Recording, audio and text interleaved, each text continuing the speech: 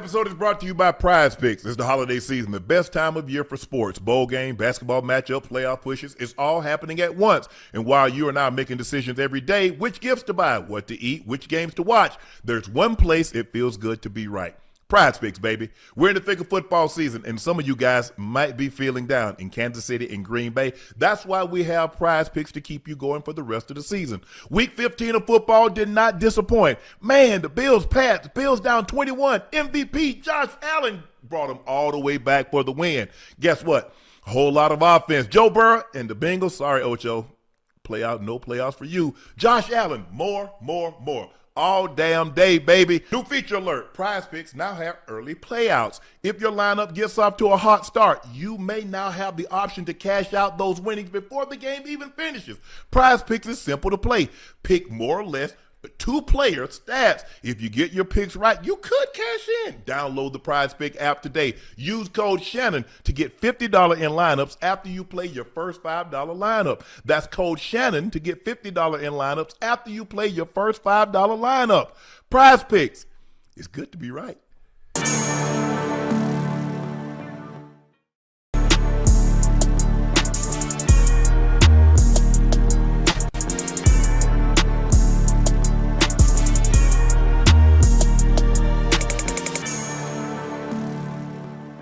What a game, what a game, what a game. The Seattle Seahawks has the inside track for the number one seed in the NFC. Thanks to a 38-37 victory in overtime, they get the touchdown, Ocho, and they know if they kick the PAT, Rams get the ball back, they go down and score, the game's over. So you say, you know what? Yes. We're going to win it or lose it right here. Matthew Stafford was cooking. 29 of 49, 457, 3 touchdowns. Puka Nacua, 12 for 225, 2 touchdowns. They said, you know what? We're going to win it or lose it with our offense right here. They went, and they got it. Thank you guys for joining us for another episode of Nightcap. Y'all know who I am. I'm your favorite Unc. My partner and co-host, Liberty City's own Bengals Ring of Fame honoree, a former Pro Bowler and an All-Pro. He's Chad Ochocinco Johnson. Please make sure you guys hit that subscribe button. Please make sure you hit the like button and go subscribe to the Nightcap podcast feed wherever you get your podcast from. We would like to thank each and every one of you for your support and your continued support, because it's nights like this. We didn't come on at our scheduled time, but hey, sometimes the game doesn't allow us to come on at our scheduled time. And here you are in the chat waiting to hear what Ocho and I have to say about this game and a lot of other topics. So thank you for your support and your continued support. Those looking to purchase a bottle of Shea by Laportier and you cannot find it in a state or city near you, head to LaportierCognac.com and order a bottle or two. We have the 750 and now we have the 375. Same quality, same great taste, same smoothness. Please drink responsibly and stay safe. Go follow my media company page on all of its platforms. That's Shay Media. And my clothing company 84 with 84 being spelled out. That link is pinned in the chat. Again, Ocho, wow. Seahawks take down the Rams. And if somebody would have told me that after giving up what they gave up, hold on, let me pull something up right quick, Ocho. They gave up over 500 yards of offense. The opposing team did not turn the ball over, and you still won the game. They possessed the ball 14 minutes more than what you had it. 581 to 415. 0 turnovers, and you still lose the game. But give the Seahawks credit. They were down by 16, but I thought the turning point of the ball game, Ocho, was Rashid, that punt return, because they were just floundering on offense. He gave them that spark. The Rams go 3 and out. And the next thing you know, we got a tie ball game. They go for 2 and they get it. They smart. That's why they always tell you, Ocho, play to the whistle. Nobody picked the ball. Charbonneau said, well, I just go pick the ball up. Hey, hand it to the officials. Right. 2 points, the wildest 2-point play that I've seen in a very, very long time. But the Seahawks win. They're 12-3, have the inside track for the number one seed in the in the NFC. And remember, in years past, there were 2 byes. There's only 1 now. So only 1 team gets to bye. The number 2 seed has to play the opening weekend. And so that's where we are right now. But, Ocho, this was an outstanding game. Matthew Stafford was dealing. Puka Nacua was dealing. And I told Seahawks, I said, look, y'all would be wise to double Puka. Because if he singled up, he gave Spoon all he wanted. He gave Joe all he wanted. If they didn't double him, that ball was coming. And you see how he plays through contact? This is what Ocho and I is talking about. When you play through contact, you look how he plays through contact. They pressing, he's moving them out the way like, get out my way. And when he catches the ball, if you think he's just going to go down just because you're there, he's not. He plays through contact. He's a very, very physical receiver, and he's great after the catch. Ocho, how was Seattle able to win this game? I mean, they were able to win this game in the fourth quarter. There were 5 possessions with the Rams, Unc. They went punt, punt, punt, and then they had they had two drives after that stall. They stalled. They really rattled goddamn Sam Darnold really all goddamn game. The 2 interceptions, obviously, the 2 interceptions. The zone, I think it might have been Robber. They showed man. They showed man, and number 2 decided not to go with the slant, and he just stayed there. They tried to run the clear. Yeah, McCullough. And then the zone with the D tackle dropped out. The D tackle popped out. That was another interception. But it was those five in concession, those 5 stall drives that gave the Seahawks a chance to come back. And then the punt return from Rashid Shaheed, that kind of almost sealed the deal, got them back in momentum, and the momentum shift in the favor of the Seahawks. And even with those possessions when they were going out, it wasn't like the Seahawks was doing anything with it. It wasn't until that punt return that sparked their team. The defense because remember, Ocho, they were going up and down the field. Yeah. They got started. Look, this game should have been over. Matthew Stafford missed Puka Nacua on a double move early in the game. He missed him. You did. So they should have had probably 21 points in the first quarter. And that's what happens when you lead. And you don't think about it, Ocho, like, we did get kick and field goal gets you beat. And this is a prime example. And so they cashed those in early. Guess what? They had another touchdown, Ocho. Remember? They had an eligible man downfield. Took a touchdown off the board. Yeah. So all those, you at that point in time, you're like, okay, we go get it back. But that's 7 points. That's an extra 4 points that you left on the field. Now you make them really have to play a different type of a ball game. Because when you up 6-0 or you up, 13-7, that's nothing. Because a touchdown ain't Rick. They got a touchdown, and guess what? They're in the lead now. Right. But you have to give the Seahawks credit because it was easily, they're down 16 points at home, and the Rams are absolutely kicking their ass. And they just kept fighting, kept plugging away. They had some drop. Our boy Kobe, man, he had some huge drops, Ocho. Had some huge drops. But, man, what can you say about Puka? But I thought the other receivers played well. I thought Mumford played well. I thought Xavier Smith played well. I thought the guys filling in for Devontae, I thought they played well. They ran the ball. 39 carries for $124. Matthew Stafford was not sacked. He didn't turn the ball over. I mean, he played well. He played unbelievable. He's the MVP. I know they're lost. He's the MVP, Ocho. And I know you look. Yeah, absolutely. Your guy in Buffalo, he's going to get some consideration because when he's on national television, he puts together these Herculean efforts. We saw him against the Patriots. We saw, I forget what game it was, Ocho, where he had those 6 touchdowns, 3 passing, 3 rushes. And we saw him opening when he played the Baltimore Ravens on opening night, and they're down 15, and he brings them all the way back. So he's had some really, really big games on national television so everybody can see him. But Matthew Stafford, with 40 touchdowns and 5 interceptions, he's the MVP. Those are Aaron Rodgers' numbers in his prime at Green Bay. Those are the type of numbers he's putting up this season. And the thing about it, Matthew Stafford, I don't know how long he's going to continue to play, but from now on, he need to make sure he miss every training camp. he need to miss every training camp with a back problem. If this is the type of production he's going to give you in season, collectively as a wide receiving core, the Rams played extremely well. Puka Nacua, they kind of held Puka Nacua in check in the first half, huh? Yeah.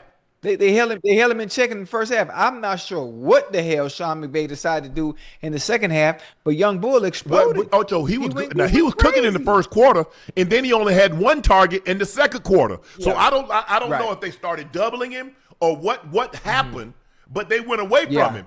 But the moment they went back to him, he started cooking all over again. It wasn't Hey, until they yes. started doubling him that Matthew Stafford started going to Smith and Mumford field. That's when all of a sudden Doug came involved. But every time they singled him, he kicked everybody's ass. Yeah. Every time. And I love the creativity that Sean McVay has with him. You know, understanding that he's a little different. He's 6'2", about 215, 216. So they put him in different positions. They put him in the slot. They put him in motion. They line him up in to bring him out. They line him out to bring him in. And a lot of creativity to allow him to get off his spot and then sometimes get in an advantage where he's not having to deal with bump and run and having to fight through contact. But he's so strong. He really doesn't have a weakness. He doesn't have. He can high point the ball. He's great in traffic. He's tremendous after the catch. He can play through. He can play through contact. Is what you need to have because when people get physical, some people shy away from physicality. That's not. That's really not your play with him. But Ocho, Sam Darnold. I mean, I thought because I'm looking at him and I'm saying, okay, when you're down 16, you're playing free, and all of a sudden you come back. Now all of a sudden the moment now all of a sudden it means something, and now you go 3 and out when you got a chance to win the game in regulation. The Rams missed the field goal, but 22 and 34, 272 touchdowns. The old Sam Bradford, he would have folded, Ocho. Yeah, he would have folded. Sam Darnold. The old Sam Darnold would have folded under these circumstances because, like you said, the guy he didn't run with the run through, he pretended like he was going to grow, and he picked him off. It's the same play that Alfred picked off Tom Brady in the Super Bowl. They run the double slant, and he's supposed to go with the first with number one. And he comes back, and Brady hits him in the chest. That's the exact same play. Yeah. You're thinking, well, every time we run this formation, they always run. He always run with however you label it, inside, outside, 1-2, or 1-2. Right. However you do it, they normally run with him. They say, you know what? Yeah. And he faked like he was going to run, and he hit him right in the chest. You know, I wonder what that's called. Where number two he just lets the number two go on a slant, and he stays there, and the Mike Backer picks it up, and is there for an interception every single time because the quarterback's not going to see that coming. Because they barely throw it to the inside guy, unless that's a Puka Nacua, unless that's a Cooper Kupp when he was in his prime. They rarely throw it to however you label it. Some people label it inside out, some people label it inside in. You know what I'm saying? So I'm just saying, normally the guy that's in the slot, unless it's a Puka or one of those guys, they rarely throw it to him, Ocho. Yeah, and so they know, and look, man. First of all, your best receiver is on the outside. Y'all gonna try to get that ball to Njigba. Okay, I got something for y'all. Go ahead. Oh, I got you. And hey, that guy, that goddamn zone with the D tackle popping out. But that's another tricky one. We just saw that happen with It just happened this past Sunday. I'm trying to think who did that. Oh, the Ravens. Damn, I mean. The Ravens did it. That's what Kyle Van Noy did. He touch and drop. Oh, yeah, on Joe. Yeah. On Joe. Yeah, you get that because, hey, you see the guy engage with the offensive lineman, you think he's coming. Yeah. And the next thing you know, he got a little pressure. He done popped out in coverage. Yep. Right, drops right in your throwing lanes. I mean, I don't know what to say about Seattle. The defense look, you give up 500 yards. We can't say the defense. They gave up 581 yards, Ocho. We can't say their defense because you give up damn near 600 yards, your defense ain't do ish. Yeah. But they made plays when they when it counted, when it mattered most. And this is what I will say. Obviously, I think Seattle has a very good defense, Unc. They have a very good defense, but they were playing one of the better offenses in the league tonight. They were playing the goddamn Los Angeles Rams. The Los Angeles Rams make everybody look like that. Matthew Stafford has made everybody look like that. So in their case, it's tough. Hey, but they did what they needed. Hey, Sam Darnold delivered when he needed to deliver, despite being down by 16. This might have been one of the better games all goddamn for season. Sure. We've had some. We've had some good ones, but this was nice. You got two 11-3 teams on a Thursday night on a short week. Yes, and to get this kind of offensive performance by both teams, this was unbelievable, man. That Nick Emmanuel, I think that's how you say his name. Man, he can run. Yeah, number three. Yeah, man, you see how he chased Puka down? Oh yeah, yeah. But see, Puka's not a burner though, Ocho, that man was from Puka a not a dead burner. steel. I hope you did. Yeah. Uh, If there was a knock on Puka, if you want to be like anal yeah. about it, I mean he's not fast. He's not a burner. But outside of that, everything else, But if you think about Ocho, man, he's listen. 4'5", which is plenty fast enough. I mean, it's plenty fast, but we think about burners and species in the NFL. You think 4.2, No, 4.3. we ain't got but a handful of them, Ocho. We got less than we got Reek at wide receivers. We got Reek, we got Thornton, and we got Worthy. Right, right. But everybody else 4.3 after that. Yeah, ooh. Damn near every other skill position. Oh yeah. No, everybody run 4.3. You got it. Oh, got and the you DBs, I mean, hold on, I think Wolin was the one that ran 4.2. Yeah, Tyreek Woolen. He ran 4.27, 4.28. 4.2. So but they got some burners. But this was a damn good game. Tip your hat to Sam Darnold. 22 of 34, 272 touchdowns. He had 2 interceptions, but you know what? He kept plugging away. And you see Cooper Kupp, Chat, this is what Ocho and I talk about. You see that deep play that he made? You see how he let his body go limp? Yes.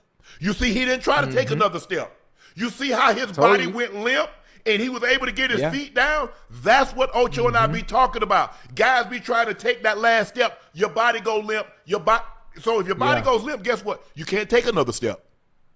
Yeah, you got to. And it's all about being aware where you are on the field. It is. Being aware where you are on the field, and the only way to get yourself in is you got to let your body relax. Just let it go. Just let it go. Because if you're saying you don't really know where you are, don't chance it by taking that step. Because you got one down, and then you take that long step, and next thing you know, you half your foot's out of bounds. When you just could have gone limp, and the body, pause. I know y'all, but else keep saying limp.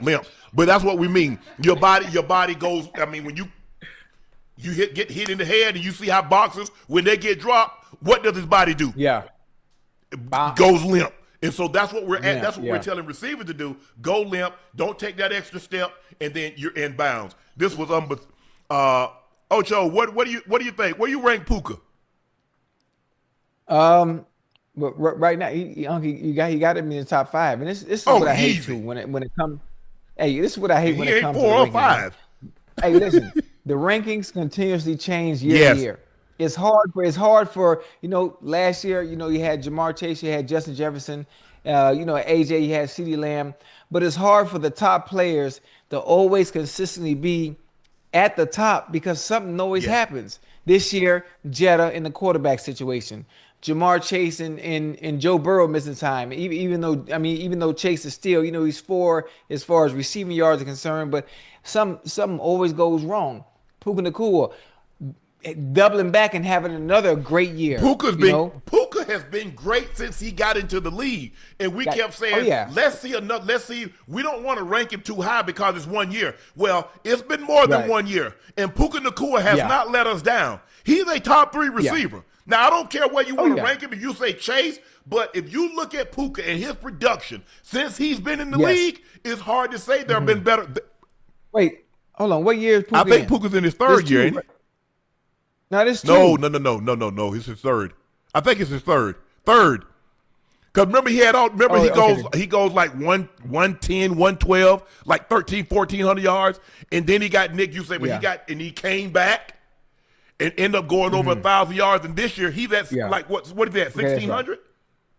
He passed JSN tonight. Yeah, because JSN was first. He passed JSN with 225. He passed JSN tonight. Yeah. Matter and you know what? He missed the game. He did. Yes, he missed. I think he missed the game, maybe 2, and he still, man. Oh my goodness! Can you imagine? Could you imagine? Puka's at 15.9 and JSN's at what? 16 what?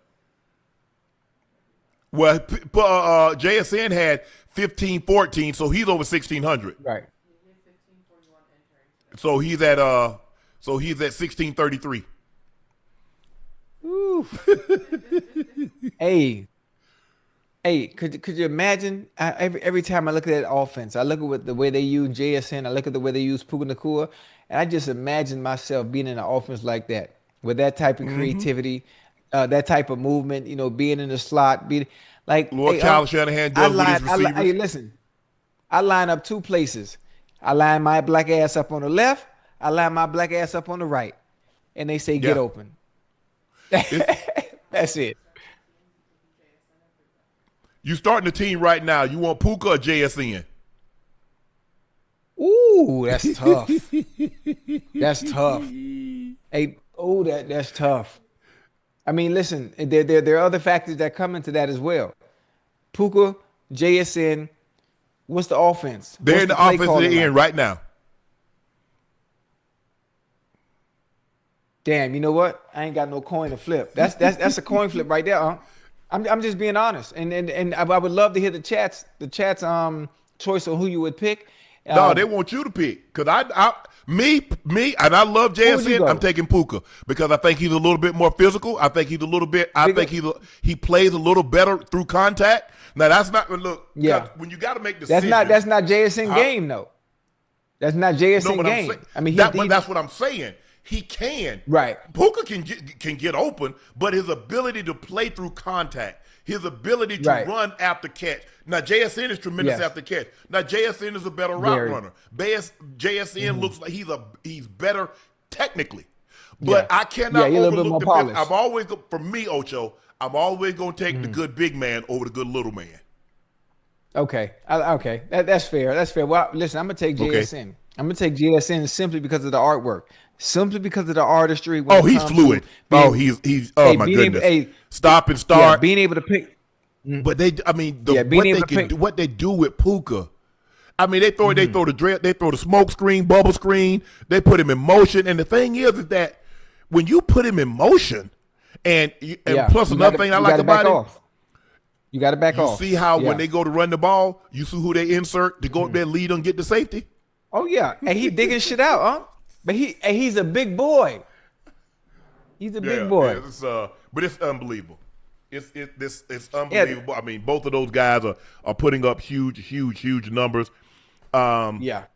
Ocho, just moments ago, Puka tweeted, "Can you say I was wrong? Appreciate you, Stripes, for your contribution. LOL." Off the hill. I mean, think about it, Ocho. Now he just said. I mean, he just did a gesture. I didn't see it. But I guess he was on Aiden Ross's live stream, and Aiden talked him into doing a gesture, and I guess it's deemed anti-Semitic. I didn't see it. So, Chad, I'm the last one to speak on it. But he apologized for that earlier today. You would think, after having apologized for doing something that I don't believe he knew what it was.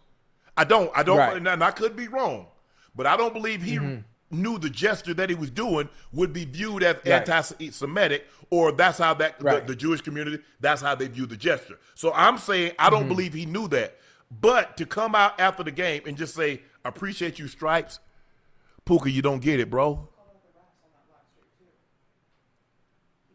Wait. Go ahead, Ocho. Who? I mean, the reference in appreciate you, Stripes, was that in reference to the refs? Oh, okay. I guess he said. He said he appreciate them for. I guess call. I don't know what it was, but bro, just let it Puka. Yeah. See, I mean, I need better context and perspective. I don't want to just jump to conclusion of what that actually meant. I appreciate you, Stripes, for your contribution. I get because he's like, remember he said, Ocho, these guys have regular jobs and they want to get on TV also. So sometimes they throw flags and say, hey, look, you can see me. I'm on TV. Puka, come on, bro. Okay. Puka, you're too good. You don't have to do all that. You don't. Okay. You would have thought. Thought after the gesture. Have they find? Did they find him? It just happened yesterday. Oh, this just happened yesterday. Okay. Hey, and the funny thing about it too, when you think about it, Unc, I mean, there were no flags that were thrown that really. There was really no pass interference. I mean, you got the one on JSN, which was a pass interference. Oh, that was pass interference. You don't need to twist him. You're there. Ocho, he's there. Yeah. Ocho, you can't. He played it. You knew what he was running for the simple fact. Basically, he walked off the line. So either it's a double move, which you got help over the top, or it's the slant. Yeah. You played it perfect. There is no reason for you. That means you're unsure. You're not trusting what you saw on tape. Because if you trusted what you saw on tape, you wouldn't have felt the need to grab his waist. Because you was like, well, I got to do this just in case it's out and up. But you didn't have to, bro. You got it played perfect. Yeah. Look, if I could talk to Puka, I was like, Puka, you don't have to do this, bro. Just go play your game. Speak loud. It speaks really, really loud, bro. You don't have to do this. Don't get to that. Look, no, because here's the thing. These refs are human. Now, all of a sudden, now you start getting held, and they don't get the call, and you wonder why. There's a human element. People are like, well, you supposed to? No, you can't. Those refs are humans. Yeah. You understand why some NBA players get calls and some don't sometimes. Some get teed up quick. Baseball. You keep arguing and say, okay, that ball might be right down the plate. Ball. But Puka, you look, bro. Just for me, just take it down a notch, Puka. Everybody knows who you are. You don't have to garner any more attention by, saying outlandish thing. I'm going to concede the fact, Ocho, that when he was on that stream, he did not realize what he was doing would be viewed as derogatory or whatever the case may be. Right. I didn't see it, chat. But I'm saying I didn't see it either, so I can't even. Because I didn't see it, the mere fact that he apologized let me know that somebody informed him that he had done something wrong or what he did was viewed as wrong. Go ahead, Ocho. Hold on, he's apologizing because there had to be backlash for whatever it was. Absolutely. I mean, no one apologizes unless there's backlash and you're informed from those around you. Those who are in position, that help you in what you're doing. Hey, listen, this is something that you did on stream. Certain people aren't taking it well. You need to come out and apologize. So they write some up for you. You know how they do it. They write some up for you. That's not in your words, and you post it and hit send. Yeah. I've been around him a little bit. He was in I coached the All-Star game in Indy one year, NBA All-Star game, and I like Puka. I love his game. I love the physicality in which he plays with. I don't know how long you can play that style, Ocho, when you get that many targets and you think about all the bubble screens and all the stuff, the inserts that he runs. You see what happened. You actually think about it, Ocho, when you really go back and think about it, Cooper Kupp only had one 1,000-yard season. It was that historic season. Let that sink in. Ocho, let that sink in. And after he had that season, what happened, Ocho? He broke down.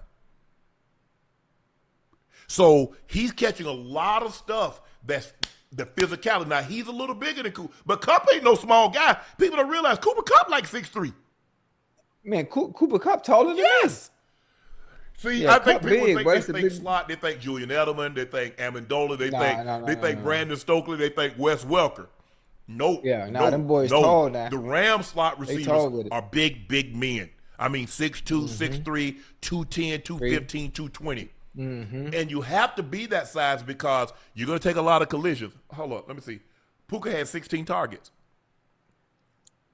He caught 12 of them for 225. So Ocho, when you catch that many passes and the amount of passes that he catch behind the line of scrimmage.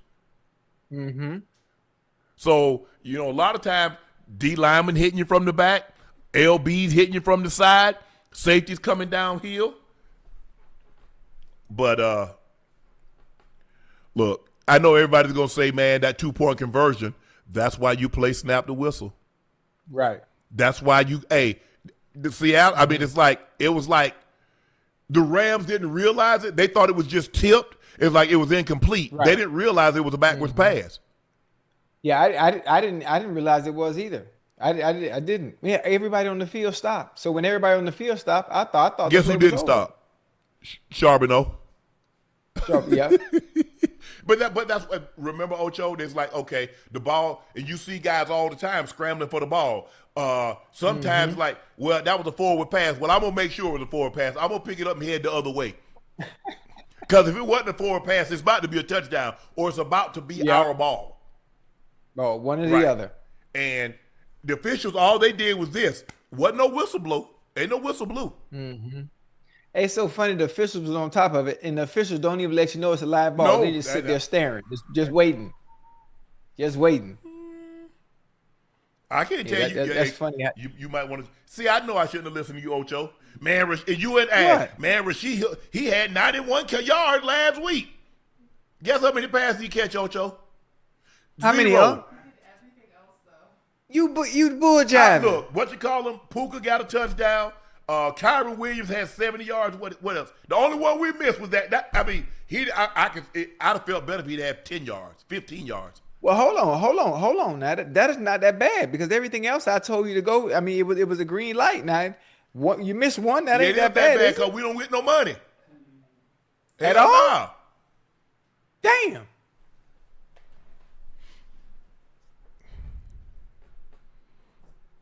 Yeah, we don't get nothing. Nothing. But look, I'm anxious to hear what Sean McVay said, because maybe Sean McVay said, "Well, we heard the whistle blow." Well, if the whistle blow, it doesn't matter if it was a backwards pass. The ball's dead. Whistle blows means play's over.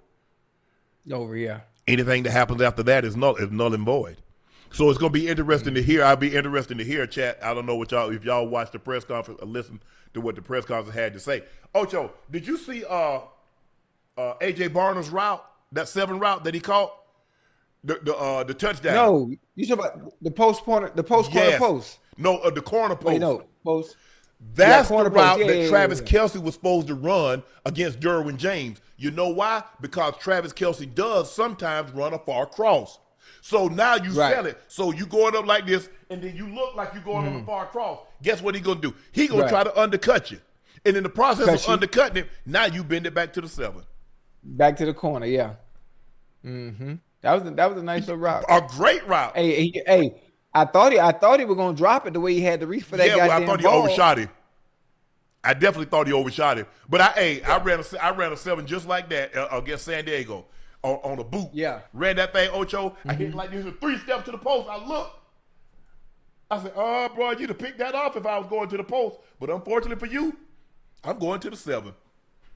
You went back. You went back out. Man. Hold on. John rolled left and threw all the way back. It was Jake Plummer. Oh, so Jake. I mean, we ran a boot. Left. So I start like I'm running, okay. just like what Barner ran, but instead of he faked this way and went that way, I faked that way, went this way. Okay. I said, it sucks for you, bro. You scored For the 3rd time. Okay. All right. But look here, I know the Rams lost tonight. I don't know who wants to see them. Even though they lost, I still think I think if they play again, they'll beat them. Yeah, probably. Well, you know what? I don't know. The games are close because you got to realize. I think the Rams kicked the field goal to beat them. It's going to be a close game. Ocho's a division rival. They know each other. Yeah, I know you. You know me. Know me. Seattle's probably saying, "Hold on, guys. If we don't turn the ball over 3 times, we had 3 turnovers. Remember, Cooper Kupp fumbled, and they could have got 3 points, or maybe even a touchdown out of that. Yeah. So Seattle's thinking, bro, we take care of the ball. Hey, we good. If I'm the Rams, it's like they're looking at the opportunities that were squandered, especially early. Mm-hmm. He overshoots Cooper. He overshoots Puka. Lineman comes in and he's blocking down the field. Takes a touchdown off the board. You end up having to settle for 3. They go for it on 4th down. It's 4th and an inch, and they don't get it. Mm-hmm. Yeah. This was a great game. Yeah. Very, very good game. Ocho, what you been eating? They say you got food in your teeth. Yeah. Me? Let me see. Hold on. I just had Waffle House. They say bottom right. Okay. See, that's why I love my chat, boy. My chat.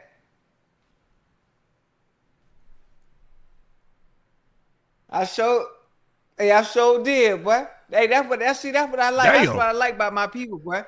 Hey, my people gonna let you know, Unc. You hear me? Yeah, people gonna let you know. Ain't they ain't gonna have you looking crazy, man. Hey, Chad, I appreciate y'all, man. I'm almost teared up, Unc. Almost teared up, man. I appreciate y'all. Ocho, Yeah. NFL insider John Machado, who covers the Cowboys, believes the team will more than likely franchise tag George Pickens. Machado said, if I had to predict today, Pickens will end up getting the franchise tag. He obviously won't like that idea. I just have my doubts about Jerry being able to get a deal done with David Mulugheta, after how ugly things got with Michael Parsons. Jones could prove me wrong, but the tag is more likely at this point. Either way, I don't see a scenario where Pickens is playing anywhere but Dallas next season. Pickens is having his best season yet. 81 catches, 1,212 yards, 8 touchdowns in his contract year. Ocho, if Jerry Jones franchise tags George Pickens, do you believe it gets ugly? Now, Mulugheta has said one contract negotiation does not impact another contract negotiation. What are your thoughts on this? If you franchise George Pickens, understanding that he's had the season he's had, knowing that it's his opportunity to get a payday somewhere else, and then you don't see fit or want to pay him, but understand his value, which is why you're tagging him, and you're tagging him because basically all you're telling me is you're doing two things. Either you're tagging him to buy yourself more time to get a deal done before the season starts, or you're tagging him because you don't trust him and you don't trust in giving him that long-term money. That's it. It's only two things. Either I'm waiting to buy myself more time to work out a deal. We got to take care of that. We got to take care of some other things. We going to get to you, or you know what? You good for us, but you only did it 1 year. Let's see if you could do it another. Nah, we not playing that. We not playing that. We not playing that. I don't want to. That's why I said that's the first thing I said. Let him have a good year. Let him go somewhere else and get his money. I can't do that, Ocho. Nobody else is round gonna pick. have to. Anywhere else, he wouldn't have to deal with this. He wouldn't have to deal with this. It's a no-brainer. No-brainer. I don't like it. I don't like it. I mean, George Pickens could have made it real easy, Ocho. He could have made it real easy. If you're in a contract year, Ocho, what is Ochocinco in a contract year? What is Ocho going to do? Be on his absolute best behavior. His absolute best behavior. To mean that 9 o'clock, Ocho's sitting in his chair at 8:55. The bus leaves at 3:30. Ocho on the bus at 3:20. Ocho ain't getting no passes. Ocho still busting his ass. I'm not going to give y'all any reason to tell me this is why y'all can't give me no money. You know, Ocho, they look when you go to the combine, they look for reasons why they shouldn't draft you. They looking for reasons why they shouldn't give you money. The only people that they're looking at that you don't have to give them a good damn reason to give you money is the damn quarterback. That is the only position. Yeah. Everybody else has to prove beyond at the quarterback. Without a doubt. Well, hey, he looks promising. Let's drop 50 on him. Yeah. Running back, man. Well, you got mileage on your body. Well, I got the mileage here, right? Wide receiver. Well, you kind of. Well, I'm playing injured because of you. See, they don't look at I'm playing injured. I'm taking these injections to get out there on the field and help you win. All they talk about, well, you're injury prone. Well, I'd have been back a lot sooner. I wouldn't have been limping as long had I sat my ass down and took 2 weeks to heal as opposed to trying to play through this ish. I've never heard a doctor say, and I've had some say, you know what? Just continue what you're doing. You'll get healthy. They normally tell you to sit your ass down and rest. Yeah, that's the only way to get healthy. So I'm trying to figure out how going out there on the field. Look, you and I both knew George Pickens had immense talent. The question that I was like, bro, you costing yourself so much money. If he realized, I mean, look, dude, he like 6'3", 210, 215, tremendous, physical, great after the catch. Sometimes he drifts. Sometimes he seems uninterested, and you just can't be. You just can't be that way in a contract year. Yeah. Well, listen, if you don't like him, you don't like what you see from him, let him go. No, I'm going to hold on to it. Let him hit the open market. One more year. I got a third round pick tied up in. For what? For what? I mean, why would you hold on to him? Yeah, yeah. Just because you understand how good he is and you understand his What you goddamn should have thought about? value. You should have thought about that when y'all had free agents. When y'all had what? What did I tell you? The first thing they should have done, Ocho, do away with what tag? Franchise tag. How the hell is that free agency if you interfere with my ability to go get fair market value?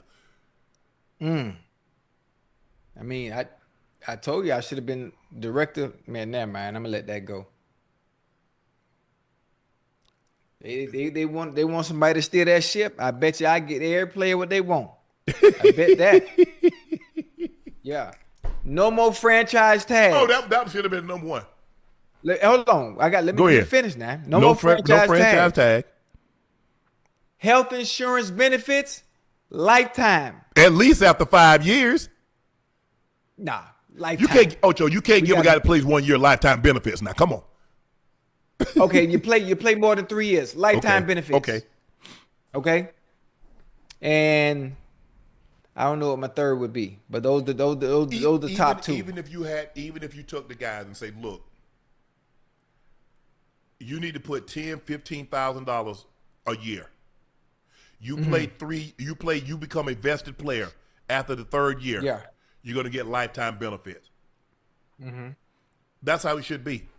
Ocho, if you play 3 years, let's just say for the sake of argument, the average career is about 2.5 years. I don't know how to get to 2.5, but let's just say 2.5. The average NFL player starts his career at 22, 23. So at 26 years of age, so now from 26 to 31, you get free medical. Bro, you got, for the most part, you got at least 10, 15, 20, 30, 40 years to live. Hold on. And can I say something real quick, Unc? And the issues and the problems do not happen that goddamn early once you're done playing. Thank you. What we talk about? It's like a car in its warranty. The warranty runs out. Then all of a sudden you start having problems. Goddamn well, ain't nothing gonna go wrong with the car until the warranty is done. Come on now. And that's how it is. As soon as the car's under warranty, don't nothing go wrong. As soon as that thing hit 50,000 or 100,000 in 1 mile. Here you go. You sitting there, you come out the garage, Ocho, the windshield wipers going, the hazard lights on. What the hell happened? I got Christine in my garage. But I would. I think I don't know if they'll go 3 years, Ocho, but I think somewhere between 5 and 7 years. If you can make it 5 to 7 years, you'll get lifetime health benefits. That's gotta be a thing, Ocho. It's gotta be. Yeah. Because 5 years, Ocho, if I'm done at 26, I get health insurance till I'm 31. You ain't finna have no goddamn problems at 31. Most people don't.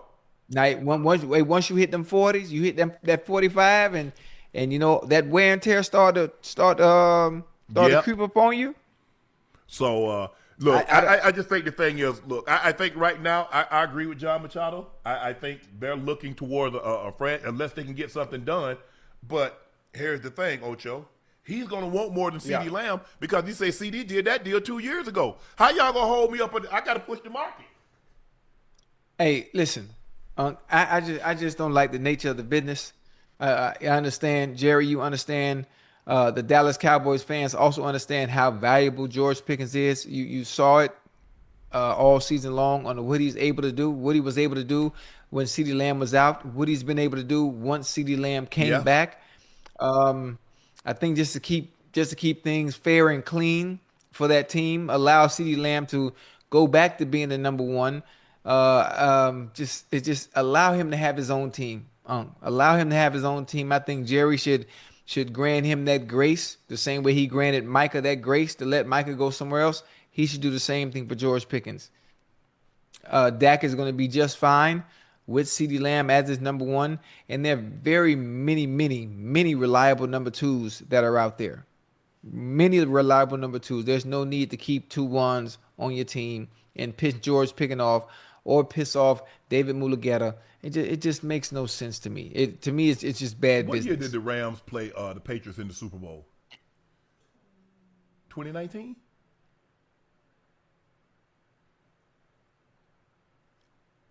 Because he didn't play in the Super Bowl because he tore his knee. Who? Cooper Kupp. Oh, Cooper Cup. 2018 season, 2019, February 2019. Okay. So, They lost 13-3. yeah. Cooper Kupp has two 1,000-yard seasons, Ocho. In 2019, he Okay. had 1161 on 94 receptions. And then in 2020, he had 94 receptions for 974. And then he went crazy, 145, 1947, 16 touchdowns when he won the Triple Crown Damn. on 191 targets. 145. God damn. Hell, I see why he broke. Ocho, he had 134 targets, 124, 191, 98, 95, 100. I mean, even his first year, Ocho, he had 95 targets. Okay, 2018 was when he ended up hurting his knee. He had 55 targets in 8 games. So that's on pace to be another 100+ targets. Hey, I wonder what my numbers would have looked like with 145 targets, huh? Man, I don't even want to. Ocho, I try not to think about. I really don't, Ocho. I really don't. But first of all, I wasn't gonna get 145 targets because I had that Hall of Fame running back in the backfield. Right. So you're not gonna get those kind of targets. So I just accepted the fact.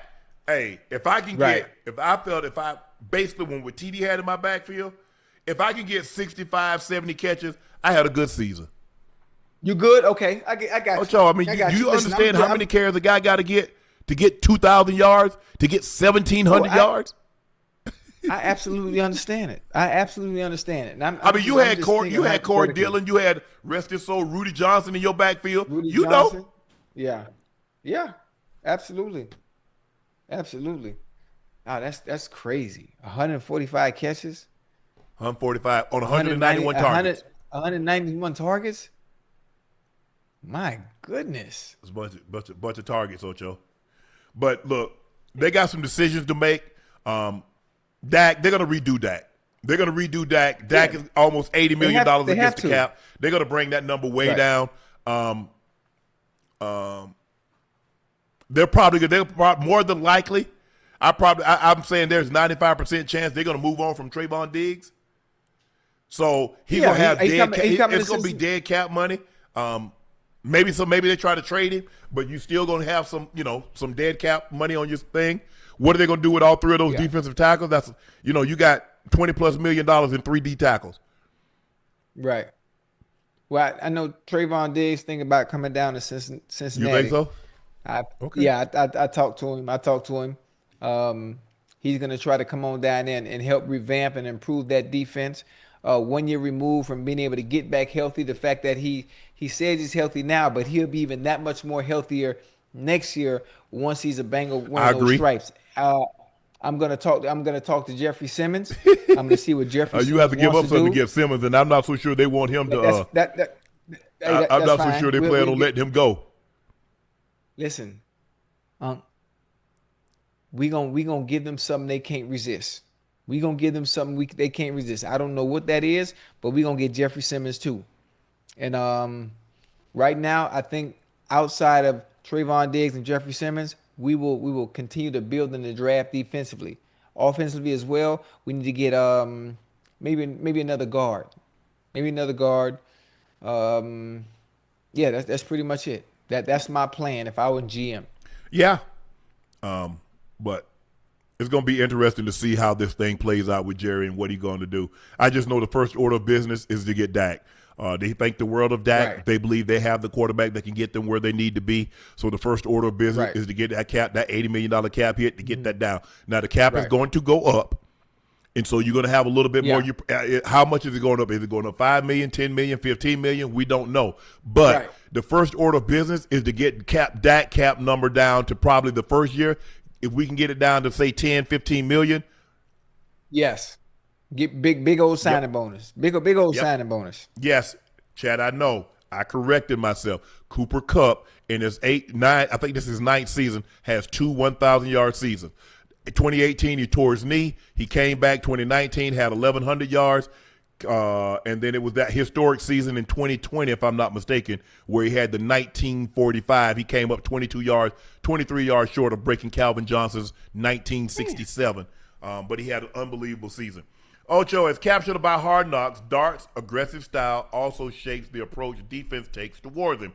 Dan Quinn, Joe Witt, encouraged Washington players to treat Dart like a running back and hit him as much as possible. Dart was asked if that bothers him. He replied, "No, absolutely not. I mean, Kirby Smart said the exact same thing every time that he played against me. So did Nick Saban. So did every coach that I played in college. So this is nothing new. Just try to go out there and play smart and be available for your team." Well, clearly you haven't done that. I mean, it just gets me excited. I mean, I'm just a competitor. You want to go out there and compete, and obviously they're acknowledging respect in a way too. So I appreciate that. You want to go out there, play really good for your team, and I think anytime that there's a team that are game planning and they think definitely gives respect to a player, I think it's for a reason. Bro, they're saying they're trying to break you. You're not a running back. Plus, how long is the college season? Let's just say for the sake of argument, because he's never been to the SEC championship. So let's just say 13 games. You do realize you play 4 extra regular season games and probably 2 preseason. You're going to play 2 preseason games. So that's 6 longer games. Right. I promise you, the guys in the NFL hit harder. So, I mean, look, you could be braggadocious and say that's a sign of respect, but you say, okay, play smart. But are you playing smart? Now, it's been reported that you've been evaluated 5 times for concussions in 14 games. Let that sink in for a second. 5 times in his rookie season in 14 games. Ocho, do you think at any point in time, the remainder of his career, he'll ever be evaluated for a concussion again? Because I'd say it's 100%. Of course. Absolutely. Absolutely. But there's something about him. Something about him. You don't want to take that edge and competitive spirit away from him. The fact that he is like They'll this, take it away from him. It's going to be a while. Yeah. It's going to be a while. It's going to be a while before he changes. It's going to be something drastic is going to have to happen for him to understand how dangerous this game is, especially for the quarterback position. And he's playing it like he's back in college. He's playing it like he's playing high school ball. So it's going to take something drastic for you to have had the concussions that you've had, to have missed time, and still think. I know it's a game. I know it's a game, but to still think it's a game. You know, as far as your health is concerned and being available for your team, he doesn't get it just yet. He said, Ocho, it's a sign of respect. No, they said that they hit anybody with the ball. If you wide receiver, man, hit Ocho. They're just saying, they're saying hit you because you don't have the protection as a runner with the football that you have inside the pocket. Yeah. Yeah. Let me ask you, look how big Cam was.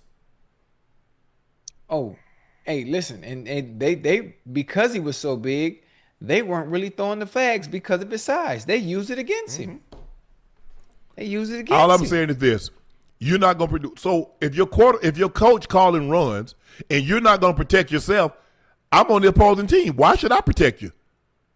Yeah, that's right. I'm trying to split your dome too. If they think that little about you, I think even less. I mean, they can pick and choose to be able to use him because he is a dual threat. He is very, very good with his legs. He just has to be smart about it. The more reckless he is, then the less they can take advantage of his legs with certain play calling. And so that the onus on that becomes part of the coach's job as well. So if the coaches put him in harm's way, they letting us know and letting him know, we don't really care about Jaxson Dart was evaluated for a concussion in the fourth quarter in the Sunday game against the Commanders. That is the 5th time in 10 games. So 50% of the games he's played, chat, dating back to the preseason, he's been checked for a concussion. 50%. Damn. How many concussions you had, huh? You can't count? Probably 14 years. 91.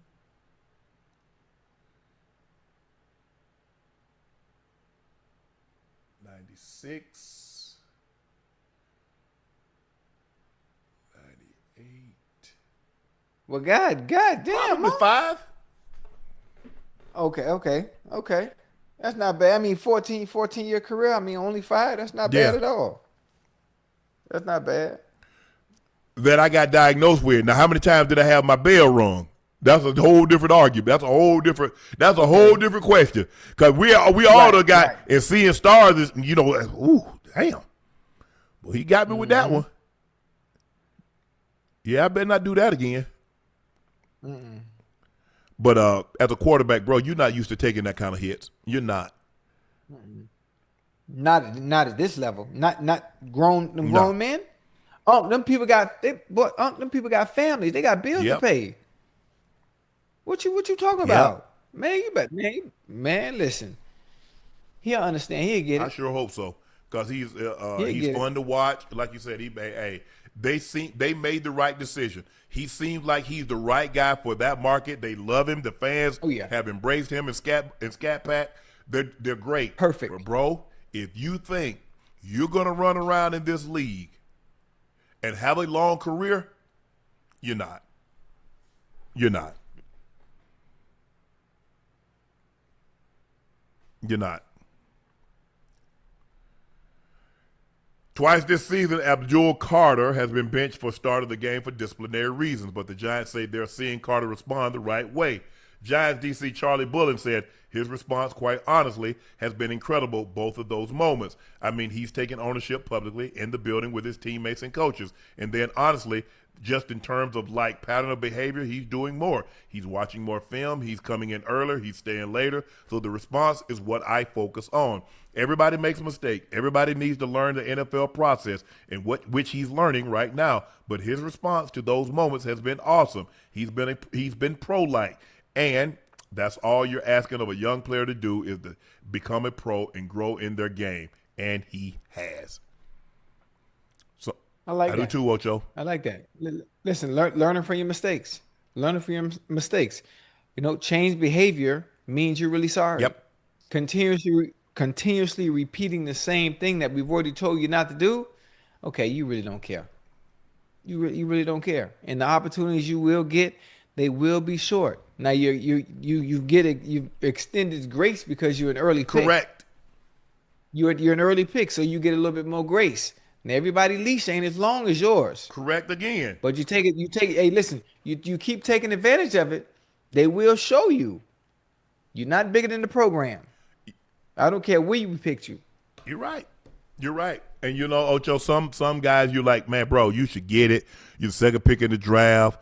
No, you're the third pick in the draft, yada, yada, yada. But some guys mature sooner than others. If you got kids, you understand that. Some kids get it right away, and some kids you have to repeat yourself. You just hope that before it's too late, they get it. And you just hope it's he's learning that, bro, this ain't Penn State, bro. They're not gonna let you get away with that. Now, you LT, you JJ Watt, you Aaron Donald, Different ball game. but you're not that yet. Different ball game. So you're not gonna have that kind of leash. You're not gonna have that kind of lead that looks like, okay. And I don't know why you would want that. You want to show your teammates. You want to show your teammates that you can be counted on. Yeah. Your whole thing is to try to get that C on your chest as fast as you possibly can. That means your teammates respect you, and the coaches trust you. But like you said, Ocho, he's a young player. He came in, a lot of expectations. This season has not gone the way he liked. He hadn't had the season that he had hoped. Missed a couple of starts of the game. But like you said, if he's learning from his mistakes, change behavior is the greatest apology. So you apologize to the coaches and your teammates, and you let yourself down.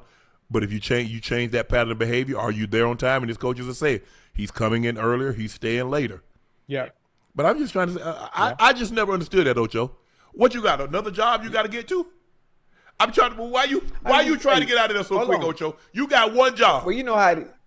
Yeah, you know how it is, man. When you're young, man, you get to work, do your thing. You don't watch anything outside of the film. You have to with Excuse me, with your Yeah. team. You know, them young boys be trying to get up out of there and explore the city, man. Yeah. Ocho, I ain't have nothing to do. Right. No? What I had to do? So you think you ain't had nothing to do? Hell, my black ass stayed in the stadium my first 2 years. I'm like, I had that. Hey, I had that pool table, ping pong. I had a PlayStation. I had the Xbox. I was straight. I had cable. It's about, hey, got buy a place, rent a place, man, nigga, please. Oh, my bad. I mean, please, for what? And everything that hey, listen, all the amenities you telling me to go waste money on is right here where I work. Yeah. Come on, man, stop playing. Man, please. Go home and do what? Watch Jeopardy? I ain't know where to go. I mean, because for the first month, I'll stay with Mel Bratton, and then I stayed with B Hump. Wait, Melvin Bratton, University of Miami, Yeah, Melvin Fat Bratton? Cat was with me in Denver. Yes. What? Man, I know Mel, Yes. man. Okay, I ain't know that. Hump, Okay. Bobby Humphrey, B Hump, I stayed, my place wasn't going to be ready till like the 1st of October. Obviously, we done broke Camp Ocho. I ain't got no place to stay. Yeah. I said, man, damn. Right. It's like, hey, man, Lil Sharp, where you going? Where you staying? Man, my place won't be ready till October. Right. Fat Cat say, I got it for 2 weeks. My mom not coming the first 2 weeks. Hey, Yeah. Hump say, well, my girl ain't coming till such and such. I got him after that. Rick and Nat say, I'll take him. So God damn, they passing me off. They'll pass you right. The only thing, let me tell you, Ocho. So I'm staying with Brad, with a Fat Cat. Man, we come in one night. Hey, man, come on, you gonna be the designated driver. I said, oh man, Lord have mercy. Damn. I said, I would call them people every day. Y'all sure my place can't be ready before then? I'm tired of driving. Ocho, we come in 11 o'clock, 12 o'clock at night. Man, let's skew. They jump on the grill. At 11 o'clock at night? Thank you. You see the look on your face? Hold on. Who grilled that time of Thank night? you. Thank you. They were drunk? Let's just say we grilled. And it wasn't the 4th of July. Man, I say, man, Lord have mercy. I say, boy, I know. Hold on, Unc. Think about this. If you get home 11, 12 at night and you got to get on the grill, that's a tedious, long process. here. It ain't like you throwing something in the microwave. Man. Man, hey, look here, man. I guess it seemed like a great idea at the time. Right. Oh, I didn't mean that mean y'all ain't had practice the next morning. Yeah, we had practice the next morning. Man, I'm driving. I got to drive. Man, y'all tripping. Boy, y'all tripping. I said, man, look here. That's what that Fat Cat tells me, man. That's what I knew. Cause he was like, hey, he come in, I'll come in. I go straight to my room. I don't see Fat Cat till in the morning. I ain't come out. I said, man, stop here at Dairy Queen. Stop at McDonald's. Stop. I get my food. That's it. I go in my room. I'm here for the night. Well, you was a rookie then, huh? Yeah. Okay. Oh, so that means rookie, you ain't had no girl like that, huh? Nah, I didn't get once I got my place, Right. I ain't bringing her name up, but I'm just saying she came out. Oh, you talking about Tasha? No way. There you ass. Look at her ass. She talking about you asked you to brag out, Ocho. Who you talking about, Cookie?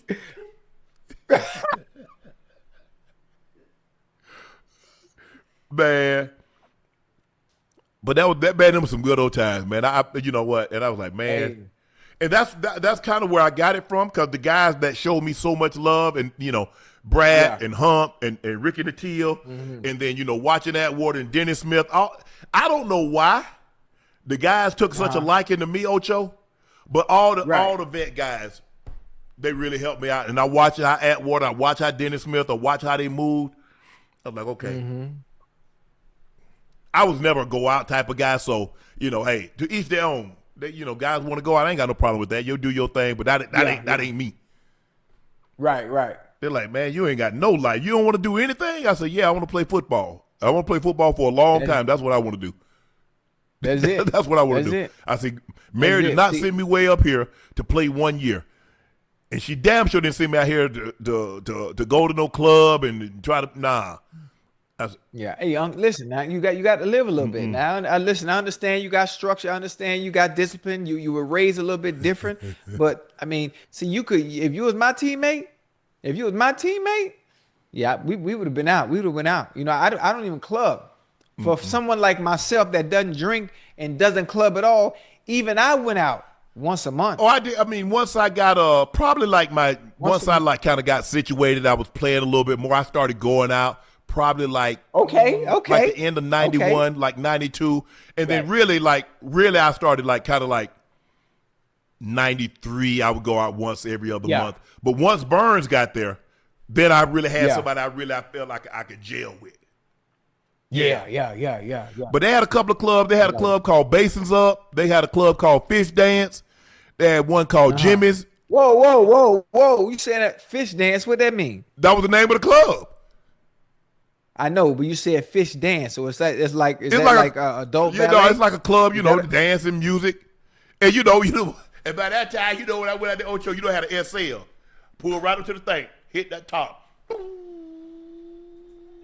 Okay. Oh, you had to convertible. Yeah. Right up front. Okay. And you wanted to see you too. You got to see old Sharp, huh? And you know, and back there I had some more cowboy boots. I had some more, yeah. Wait, you had the cowboy boots? It covers I ain't wear too much. I still got what you been had some, still got them. Hold on. You had like the belt buckle and all? No, I ain't had no belt buckle. Okay. You tuck your shirt in? Oh yeah. Okay. Yeah. But I like that. You see how Neo was dodging them bullets in the Matrix? That's how that top was going back. Yeah. Yeah, okay. Yeah, man. I like that. That was back in the day. You know what I'm saying? I you know, then I was like, okay, they don't need to see this. They don't need to see this. Right. Yeah, listen. I pop out of here, Blue Moon, man. That's how I was, Ocho. But I ain't never been no go out type of person. That ain't me. Nah, same. Hey, matter of fact, you know, I done been in Miami all my life, huh? I done been in Miami all my life. I have yet to experience Club Live. You know, you know about Club Live. You always hear the stories about Club Live and how much the service and the tables and just it's not about what it costs to be in there, and just the fact that environment.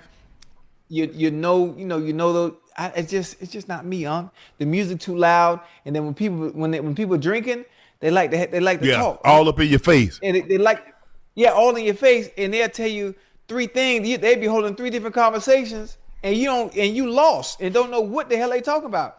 Then they step on your shoes, huh? People step on your shoes. They always bumping you, and like, nah, man. I think Ocho. I think in 30 plus years, I think I've gone out in Atlanta twice. When it wasn't the Super Bowl. Atlanta? Now, when the Super Bowl came to town. Right. You was out, huh? You was, like you was in the streets, huh? I was a scout of the new route. Hey, well, I've been Atlanta. I've been to Atlanta 1, 2, 3. Now, 5. I'm 5 times now. Obviously, two were to play the Falcons. The other 3 were for work. And Super Bowl is one of them. And every time I go, I've never been to the club, obviously. Cigar bar. I go to Cam Newton's cigar bar. Yeah. When his cigar bar open, I'm in there from open to close. I don't budge. The food is crazy. It's called Fellowship. Yeah, it's called Fellowship. Oh man, I don't move. Yeah. I mean the whole day. Yeah, I've just never been. I've always just been a homebody. Mary Porter wasn't playing that. You know, play football games. She was home by herself. I'm like, man, I'm going home. Mm-hmm. Man, Sharp, I'm good, bro. I'll see y'all. I'll see y'all on I'll see y'all on Monday. Yeah. Hey, but see, you know what you got to do now, right? See, every blue moon. This is what I do. This me. What we doing? Every blue moon, like I like my presence to be felt because you don't see me often. I live here in Miami, but you don't see my face often on the show. You catch me in the city at my grandma's house. You know, everybody in the world know when my grandma stayed out there in the 40s. Now, every blue moon, Unc, I want to put that shit on, though. You know, hey, I get dressed with the best of them, Unc. You hear me?